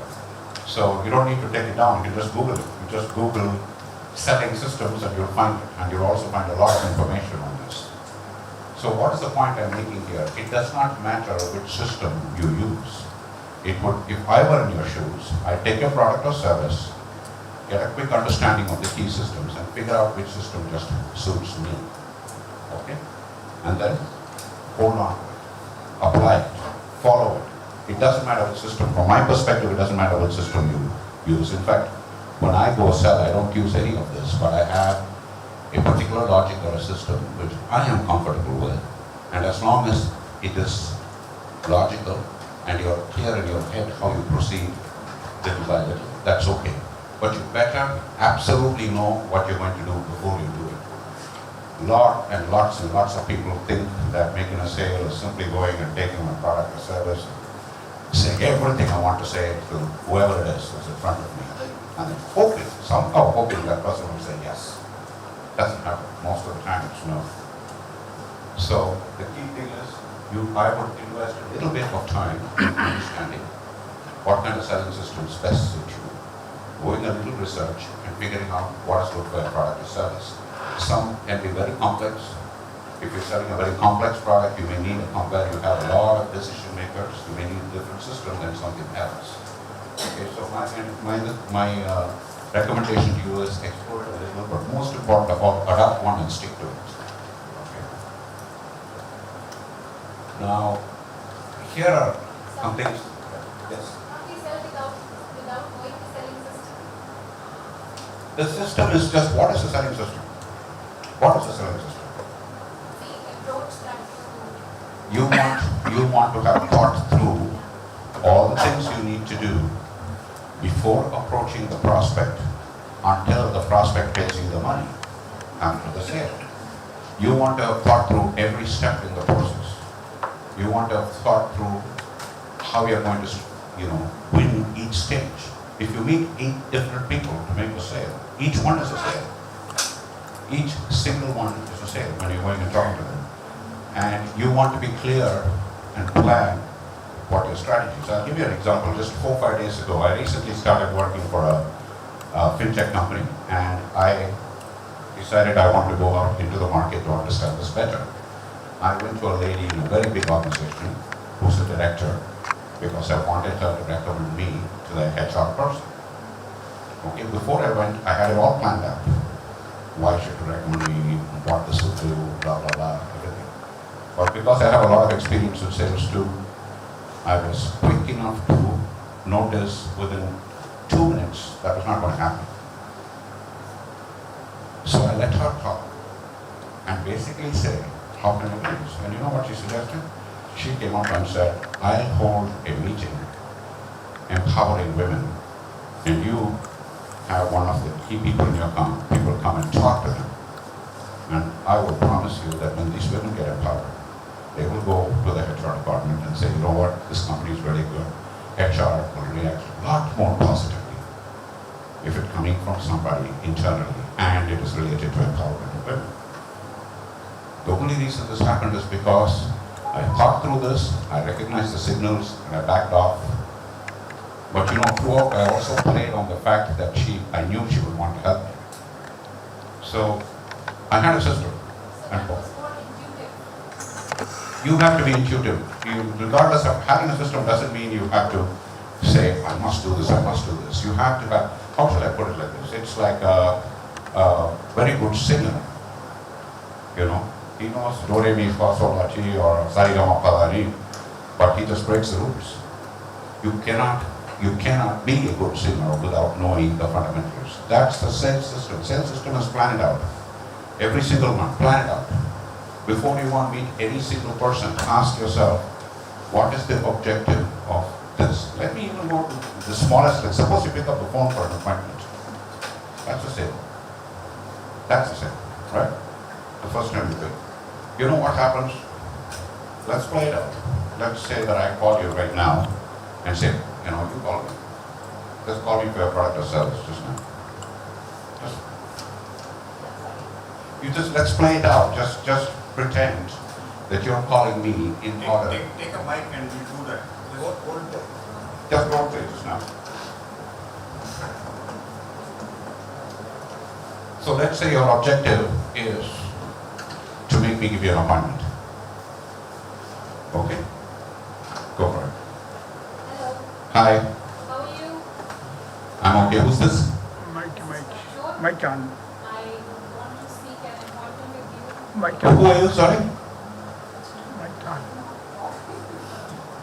This is typically what will happen. Worse than this will happen. Huh? Yeah. Worse than this will happen. Yes. When you just pick up the phone and say, I want an appointment. Right off the bat. But that is the sale. If you don't make that first appointment, there is going to be no sale, right?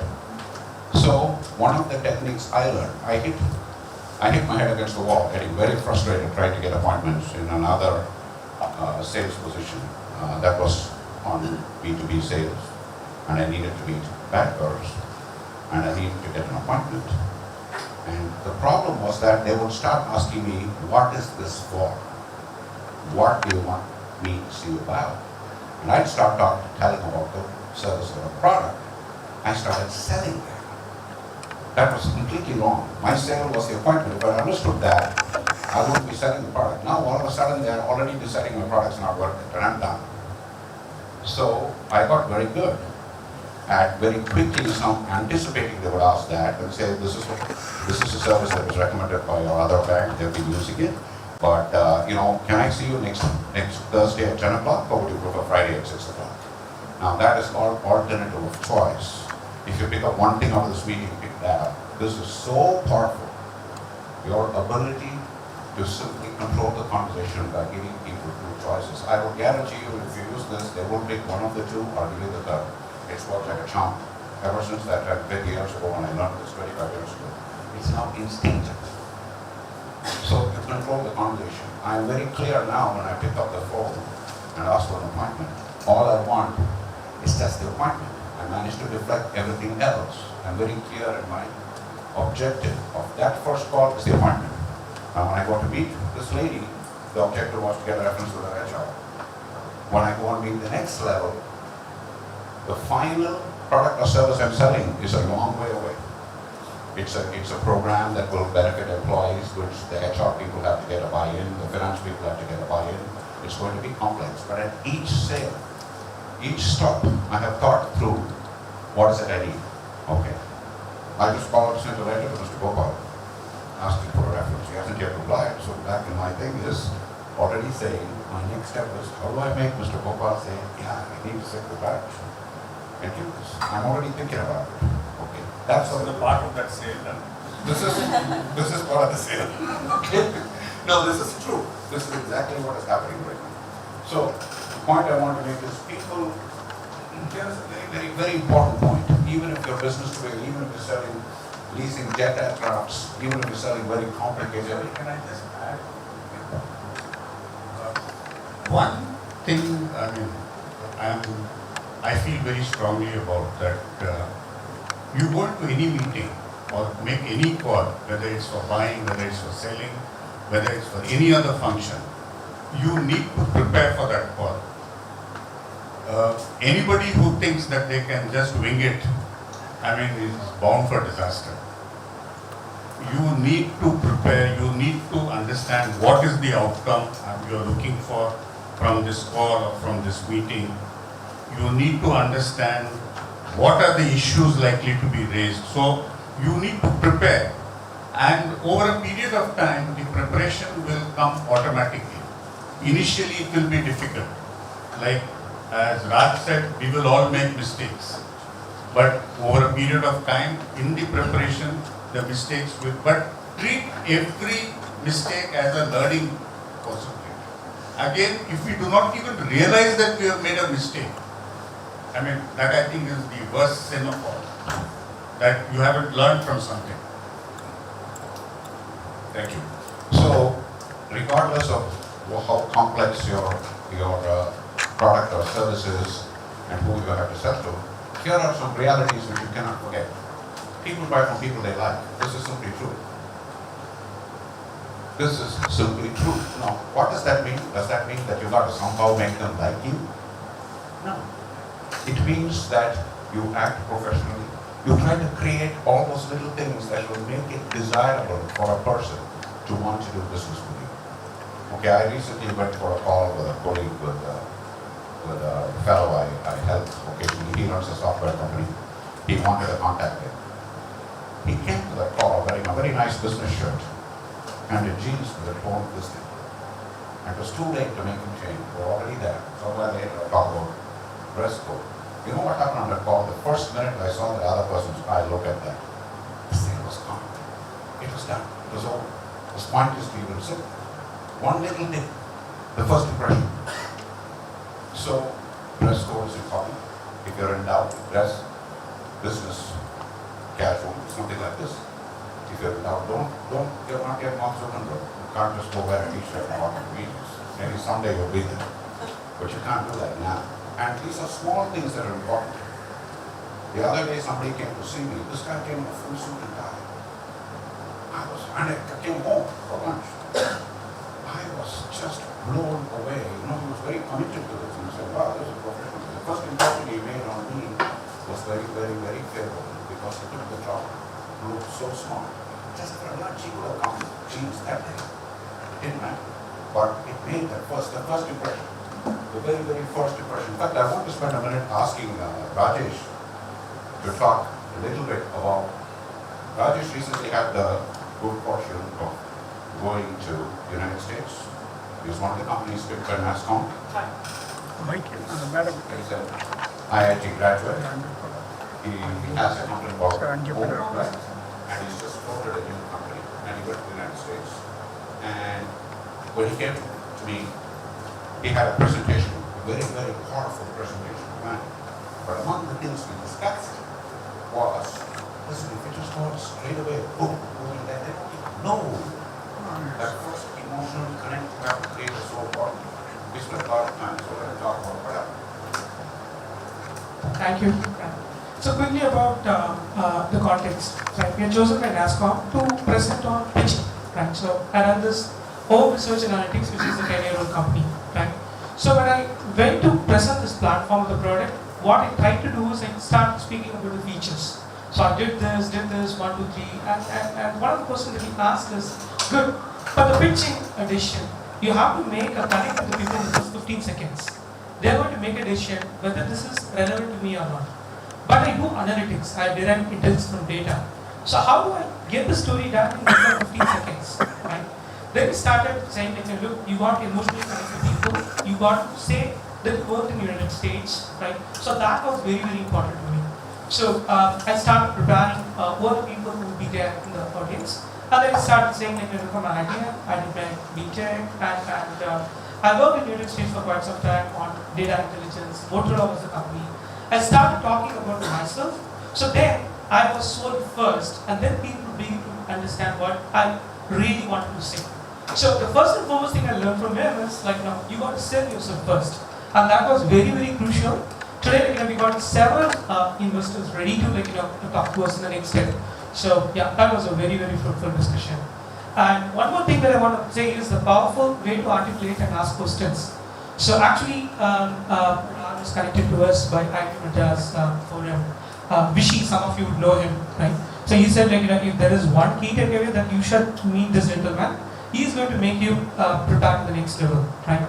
So one of the things that he said is always ask questions, don't press it first. So even before going to United States, there was this difficult customer. I'm pretty sure that when it comes to projects, we often hire and get projects.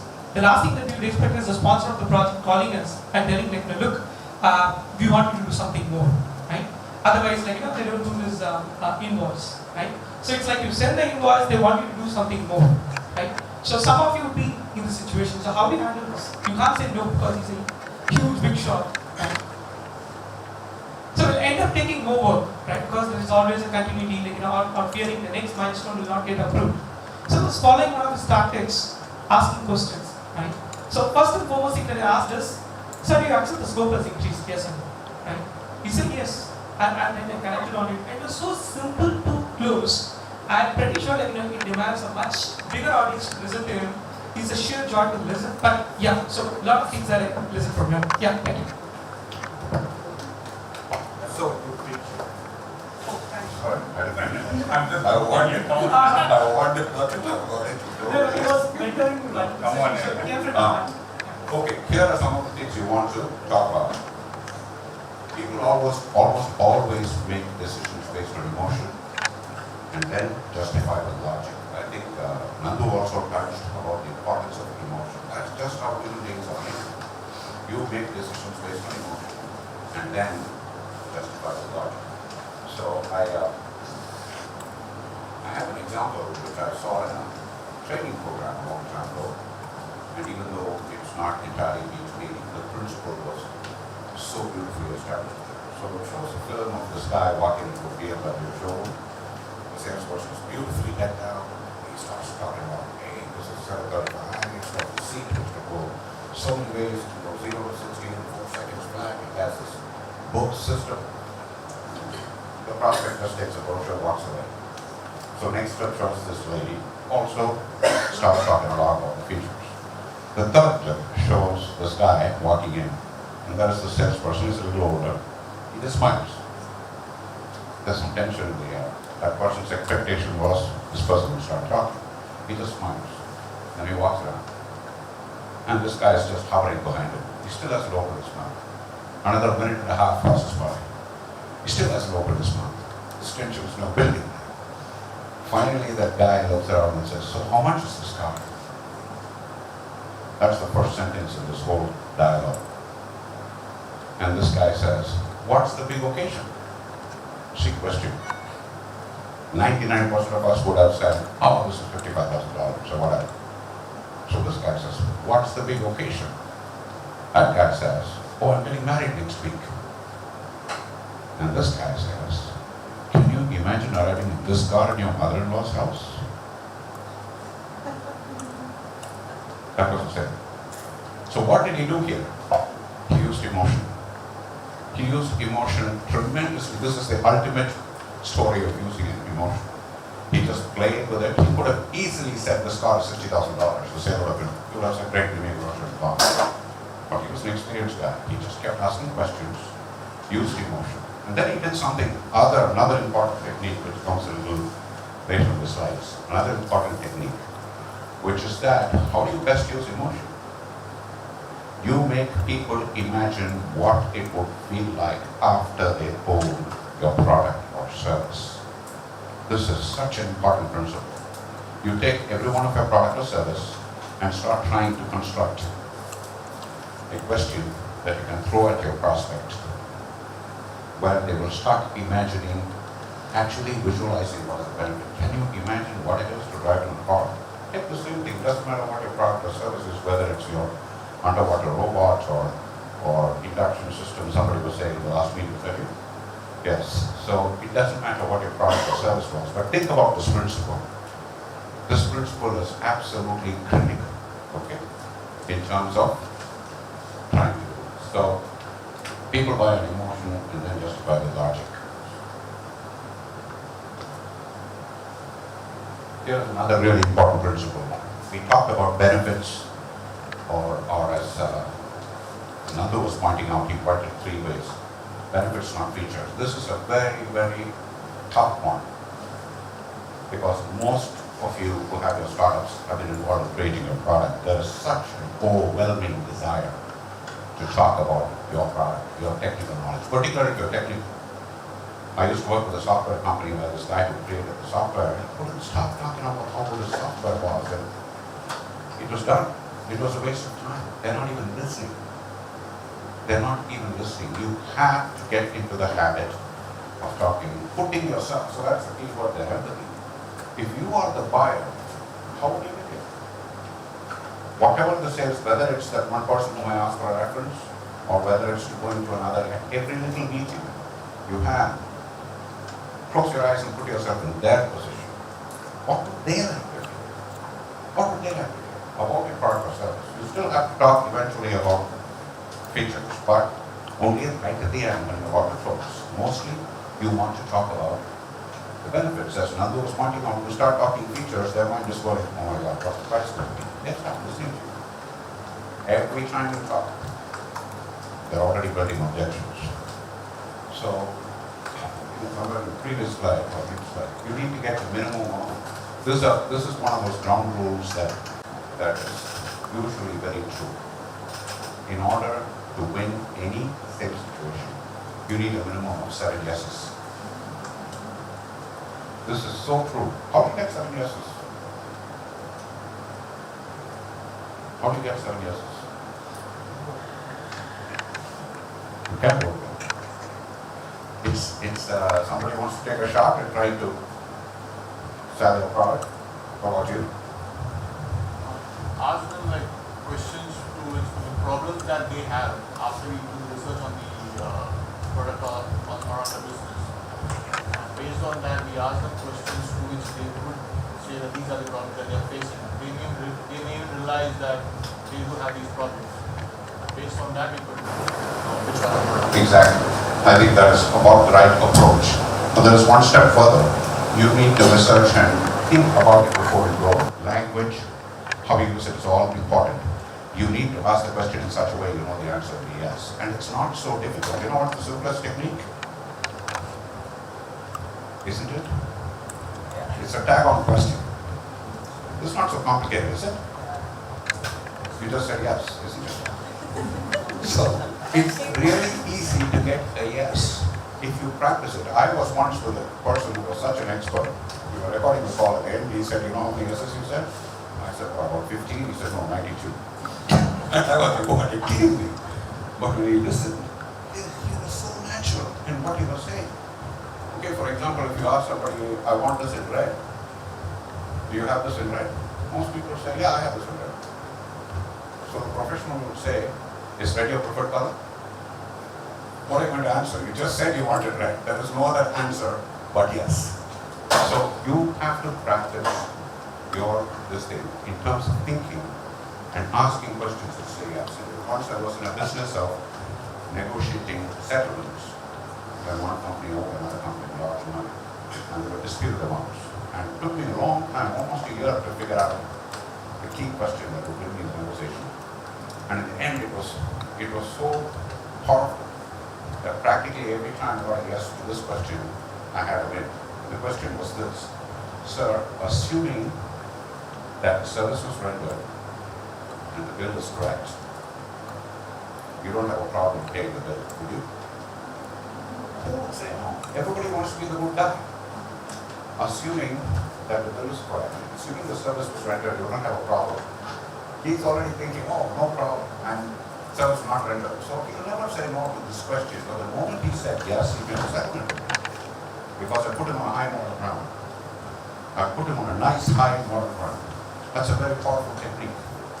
You find a way of answering, and this didn't come easily.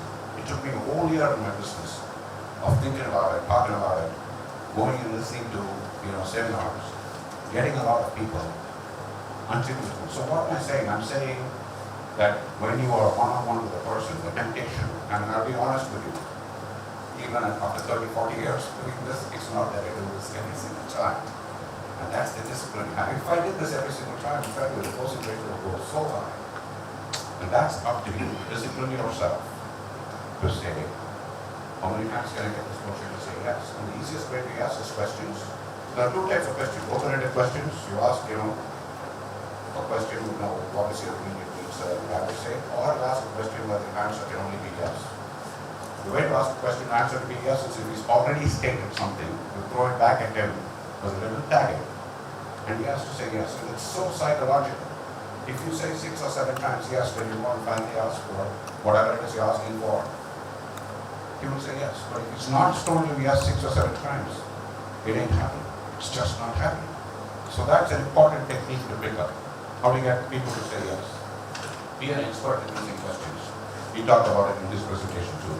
Why are questions so important? They elicit information. They promote a dialogue. That's the other big thing. Really successful calls are ones that are dialogues. Most sales presentations, how many of you said sellers talk a lot? How many of you raised your hand and said sellers talk a lot? Well, they usually don't sell because it's a monologue. And why are questions important? Because what we just had, it's a dialogue, not a monologue. So they promote dialogue, they make people comfortable with minor agreements. Now the key to making a sale, whenever I talk sale, I talk about the objective of that call, whatever that call is. The key to making the sale is to make sure you get a series of minor, small agreements. So you find things about your product or service where the other person will happily say yes, yes, yes, yes, yes.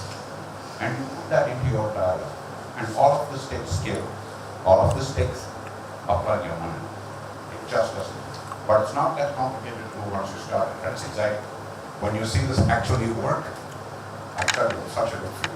Because you will come out there saying, wow, okay. Then, questions are also extremely important to isolate objections. You cannot win. How many of you think objections are problems? Suppose you had a presentation where you had no objections at all. Where the sales call, what do you think? It's not good? Good? How many of you think? Come on, how many of you would say, hey, I said this, the guy said, okay. Doesn't usually happen. Doesn't usually happen. Objections are your stepping stones to making sales. Objections means the person is actually interested in what you're saying. Okay? And you need to be able to throw away the minor objections that latch on and isolate this major objection. And one way to isolate is to ask questions. Is it this? Is it this? And what's the biggest objection most sales encounter? Price. Okay. It's the biggest. Let me think about it. How many of you heard this wonderful statement? It's devastating. Let me think about it, right? How do you handle let me think about it? Think about it. How do you handle it? Let me think about it. You use that to isolate the objection. I'm very happy that you want to think about it, sir, but is it this feature of the product? Is it this service? Is it this service? Is it this service? Or is this? Then he finally says, it's the price. Now you know that if you handle this objection, you got this. You just knock off all the other ones. You understand? So questions are also really, really important. I already talked about alternative of choice. I already talked about all of these. We talked about BMW. Okay, now let's assume that how many of you have actually talked to your first customer? 46 o'clock. You've already talked to your first customer. Will any of you share your experience on how you got your first customer? Yes, please.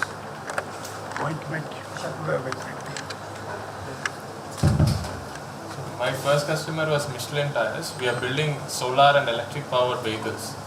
So I went through a referral, had a talk with the maintenance manager. So we didn't have a product at that point of time. We just had a sketch. Okay. So the difficult part was to make sure that they give us an order without a product. Right. So we sold the concept first. So basically when we entered Michelin Tires, the major problem that we found out was they didn't use any electric vehicles inside the factory. People were walking.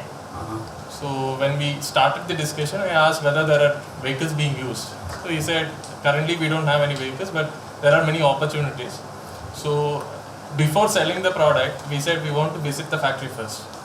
So me and my partner had a visit for half a day, then came back and had a discussion.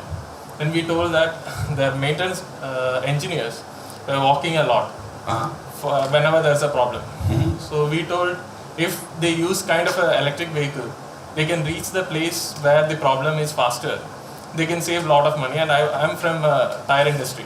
So I know when there is a scrap of tire, majorly in track tires, the losses run in lakhs.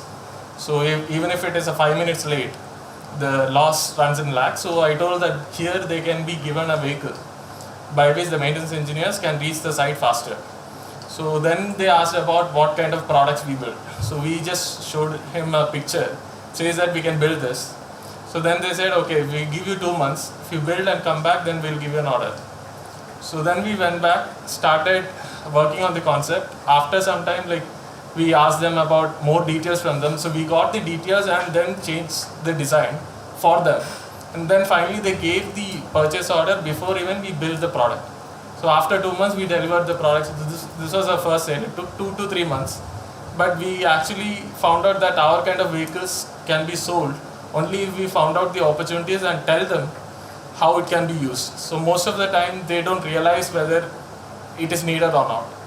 So this was a learning from right from the first sale. So we have used this same technique to get other sales also. So we... Give him a big hand. Wow. The first sentence he said was what? He went from a lead. So when you're about to start with a new business, the first thing you do is to plug your line of food. They're all startups, young fellows, people which you are, people want you to succeed. Take a word of that. Go out to people, ask for help. You know, don't expect every single person you go to ask for help, to give you help. But it doesn't matter. If you ask 20 people and 3 people give you help, that may be enough to get your sale. So remember, it's all a numbers game in a way. But he went there. And then after he went there, he made them realize all the concepts which Nando was talking about, all of that was applied there and there. So it's a fantastic example. Congratulations. So who hasn't yet had their first customer? Who's ready to go after your first customer but hasn't yet? Most of you have your first customers, but not ready. What's your product or service, sir? We are developing a remote monitoring solution for solar plants. Right. For operation. So if you do the exercise, which I suggested at the beginning, to just take Nando's slide presentation, identify who are high value customers, low value customers. Then the next step would be for you to find out how you can get a referred introduction. Referred introduction is always better. A referred introduction gives you the ability to build common ground right off the bat, as opposed to, simply calling the person and saying, I'm not discouraging you from doing that. It's a harder way to go. But that is easily the most important thing you need to do. Figure out who is your best customer, do this exercise, put yourself in their shoes, ask them why should they bother with your product or service. So you have to think in terms of the overall benefit that they will get. How do you manage to deliver? So that's very good. I think you can do a lot of things to find your prospects. Today it's very easy because of the availability of the web and web search and LinkedIn, etc. But all I'm asking you to do is, before you find your first customer, do a lot of research. Think through it. Just don't walk in there and say, okay, somehow they'll give you the knowledge. Somehow they'll have to cost. You don't have to. You'll fail more often than succeed. So this is all important. So at the appointment, I've already covered most of these points earlier, so I'm not going to talk about this. Now here's another very important thing. I have seen a number of people blow a sale because they didn't have the paperwork ready. This is amazing how many times this happens. The person is actually, so sales are all emotional. They're ready to sign. You better have whatever it is they need to sign with you. Don't say, I'll send it to you an email 2 weeks later or maybe tomorrow morning. Tomorrow morning their mood will be different. They may say, let me think about it. It's gone. Always be prepared for it. Even on the very first appointment you go, be prepared. Being prepared. So that's called selling on a buying signal. If you get a strong buying signal to sell, don't wait to say, oh my God, let me first tell you about all my product and how it's going to benefit the company. The guy is prepared to buy. There's a movie called The Good, the Bad, the Ugly. Probably none of you have seen it. I think Raghu has seen it. I actually got the clips at the end of it. But produced before they were born. I know, but it illustrates the point. The point was very simple. It shows a scene where this guy is sitting in a bathtub and the other guy has a gun on him and he's boasting, saying, I waited so long to come and shoot you. And all of a sudden, from inside the bathtub, boom, this guy takes his gun and shoots him. And then looks to him and says, when you want to shoot, shoot, don't talk. It's a very beautiful scene, but it illustrates the tremendous importance of buying signals. So sometimes it doesn't happen. When you're there, you have in your mind, okay, I have to go through these steps, but suddenly the time is really good. Sooner or later you'll come to this in your career. When that happens, have whatever it is you need to close. And here's another really important principle in closing. It is, which is this: when you ask a closing question, shut up. This is so important. Most people don't do it. When you have asked a closing question, like this guy said, you did agree to this, that the scope has changed, isn't it? That was, in a way, a closing question. He was closing them on the idea that he would get them to accept the scope has changed and therefore he charge more, right? But having asked the question, if that guy didn't answer, you cannot answer. Having asked the closing question, you absolutely must shut up. Whoever answers after that question usually wins. So this is a really important principle a lot of people don't know. They get nervous. You ask a question, the other person hasn't quite answered, and you kind of get nervous. And so you start talking, this product's really good, I can deliver this even tomorrow if you want it. You start just making the sale go away. So once you ask the closing question, how do you ask? You ask a lot. That's what it is. If you are in front of a customer all the time, you're looking for signals very in advance. You see? If the person gives a good signal, you just say yes. This lady gave the signal that she was willing to organize a little meeting. I closed it on the spot. On the spot, I called the person in my company and said, would you be willing to do this? Right there and there, they agreed. They even picked a date. It was done. Because it was ready when this opportunity came. So that is really, really important. When you ask a closing question, shut up. Be ready. Any time in the process, we have this, you have to be prepared that we go through all these complications. And in spite of planning all this, you come across unexpected complications in the process of doing the sales. Actually, I'd like to add to what he said. It's not necessarily only in the closing question. I think anywhere in between, there are people who know the power of silence.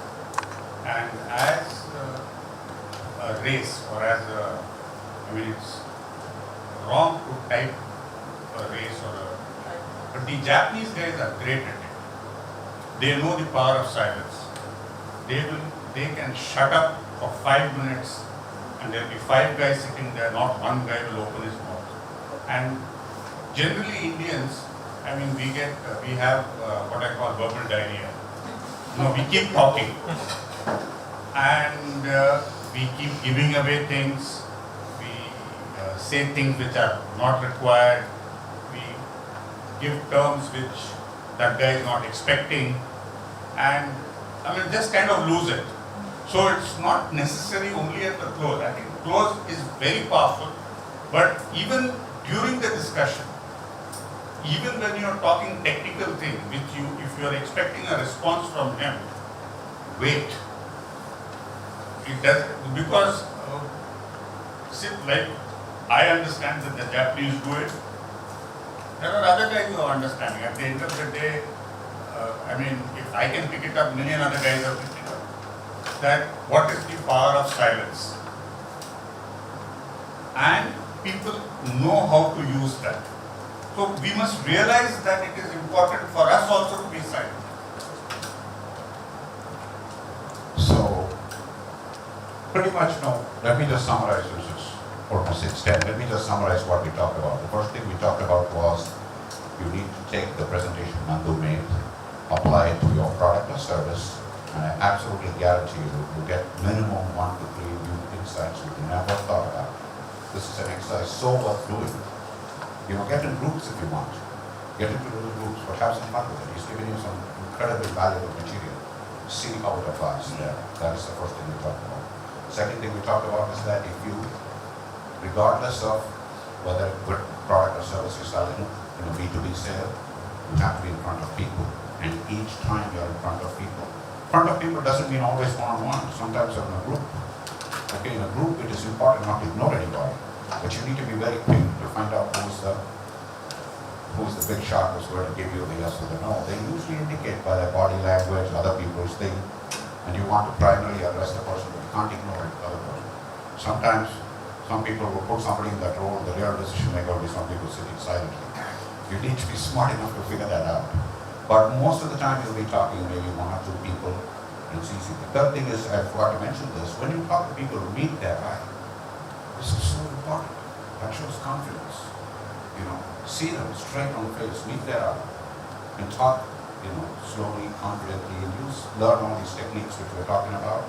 It takes some practice. So then we talked about how, in order to get appointments or at any of these stages, you use questions and use alternative choice. Very, very, very powerful stuff. Okay. We talked about how you only concentrate on getting what you want. It doesn't matter how many times you fail. You just keep moving on. You just go, you plan each visit. You know, what he learned out of that first visit in that hospital probably is one of the 15 hospitals. He wouldn't have known it until he went there. Until he went there and tried it. So failure is a very, very, very positive thing if you learn from that. Go back and analyze and learn from it. And don't do those mistakes again. Plan on it, okay? And finally, when you be prepared for sale at any time, post on buying signals. And when you ask the person question, shut up. This is pretty much the summary. So that pretty much wraps it out. Any questions that you can ask?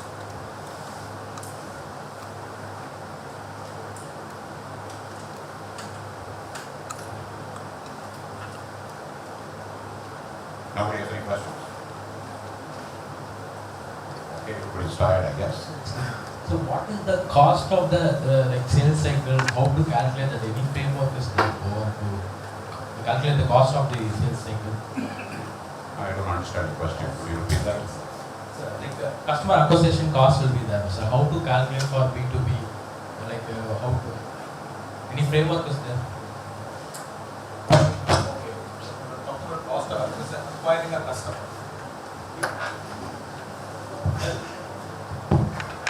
I don't know of any template, Actually, quite straightforward. Basically, you have certain fixed costs, right? Whether you make a sale or not. I mean, it depends on the organization and the business and the product and all that. But you certainly have fixed costs. Even if you sell nothing at all in the year, you have a certain fixed cost. It could be your marketing head, it could be staff, it could be office, it could be phone calls, whatever. That costs, and then of course you have variable costs. So you can find out the number of expenses that you incur, and of course the number of wins that you have. You can also break that down for if it's a multi-stage process like a proposal, and then you have a win. So what's the cost of a proposal? I ran a consulting company for many years, and for us it was very critical to compute the cost of a proposal, because and therefore. You find out how much does it take to send out a proposal, what is the cost of an acquisition. If you're running a digital business, where the cost of acquisition, can be also automatic. So even there, the cost of acquisition and the cost of sale, they're very, very different. So look at your costs, look at the wins, and it's a simple arithmetic. I don't think it's that complex. You just have to be honest in recognizing what's a fixed cost and what's a variable cost. That's it. Just to add to what Raghu said, I think the important thing also, initially at least, is to understand the sales cycle, the time it will take, and the steps rather than the cost. This is particularly, I think, relevant for startups in the early stages. And this is again an area where a lot of startups do not recognize the time it will take for them to make the sale. I mean, I've seen any number of proposals where they say that, okay, within 3 months we will make the sale, or within 2 months we will make the sale. It doesn't happen that way, particularly if you're selling a new concept. If you're selling an alternative to an existing solution, or you're selling a solution for the first time to a problem they have, you have to go through number of stages, including possibly giving them a demo. To get them to come to a demo itself will take you a lot of time, because that shows intent to buy, the fact that they have agreed to take a demo. So recognizing the sales cycle, I think, is important. When you are a reasonably large company, then you will start looking at the cost of sales.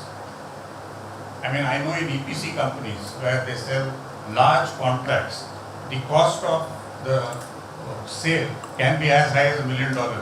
But then they are talking of huge sort of kind of projects. So imagine 4 guys tendering for that, each spending $1 million. So, I mean, but that's an extreme example. I mean, I wish one day you guys will make proposals which cost you $1 million, because that means you have a right. But at the early stages, I think it's more than to look at the cycle. I mean, would you agree, Raghu? This is. Also, it will be a good practice to log all the calls. After the call, you can make a report and review the call compared to the plan that you set out and take stock of, so that you need to improve your call efficiency. So when you're really looking at cost of a sales cycle, you're really talking about how to make it more efficient. How can I achieve more with spending less money? So it's very important to log the call, because the customer, you would have discussed something with him. And if you miss it out, the next time you go, you'll again repeat the process. Okay, so it's a good practice to keep the reports. I just wanted to add, you remember that sheet that you put there? Or the call planning sheet? It's really, really a very, very good thing. Recording it is good. But coming back to the other thing, when you're a startup, you're constrained by costs. You don't have a whole lot of money. So your decisions are going to be pretty much informed by what you can do. For example, in this case, he's going after clients in Chennai. Fortunately, you're staying in a big metro with potentially a lot of prospects. I could go for the company I'm working for and easily sell clients in Delhi or Gurgaon or something, but we may not have the service capability right now. What will happen after I sell them if we can't service? We will lose them. We lose our reputation.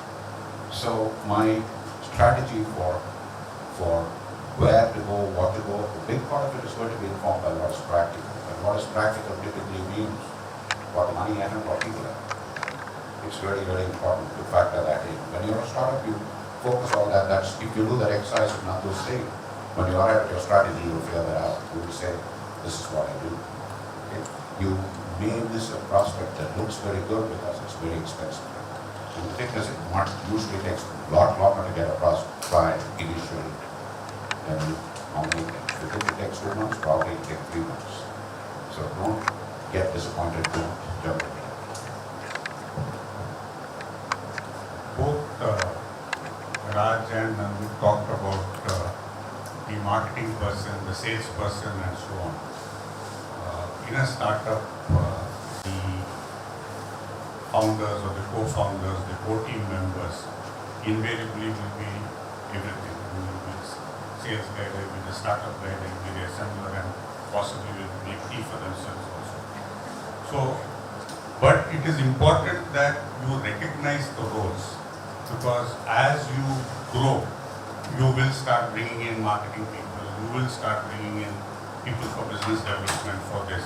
And your learning in the early stages will establish processes of what went right, what didn't go right, because you don't want the next marketing guy or the business development guy making the same mistakes which you made.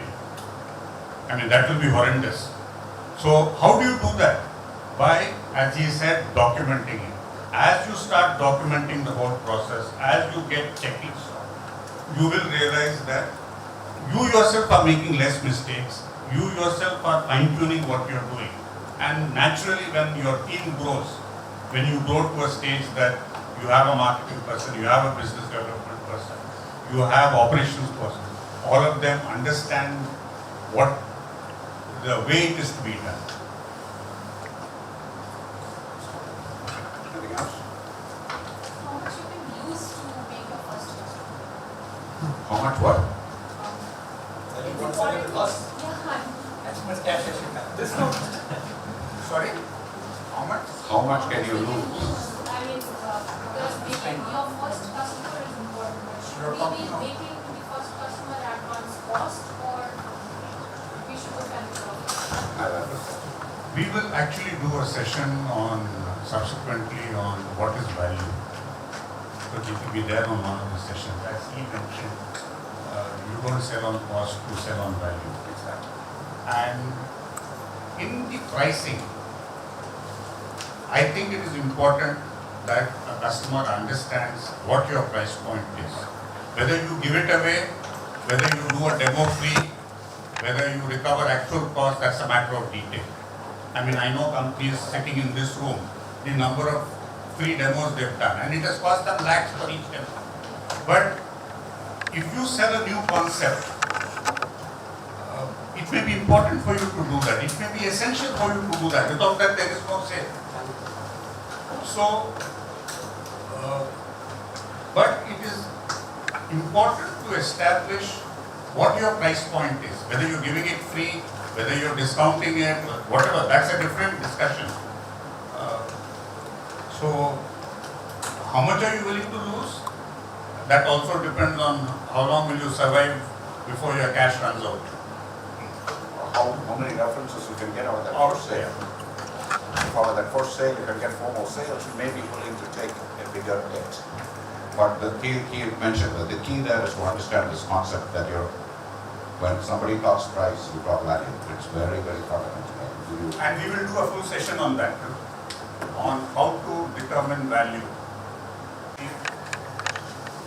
I think on behalf of IIT Incubation Cell, thank you so much. For coming here. Thank you. Thank you so much.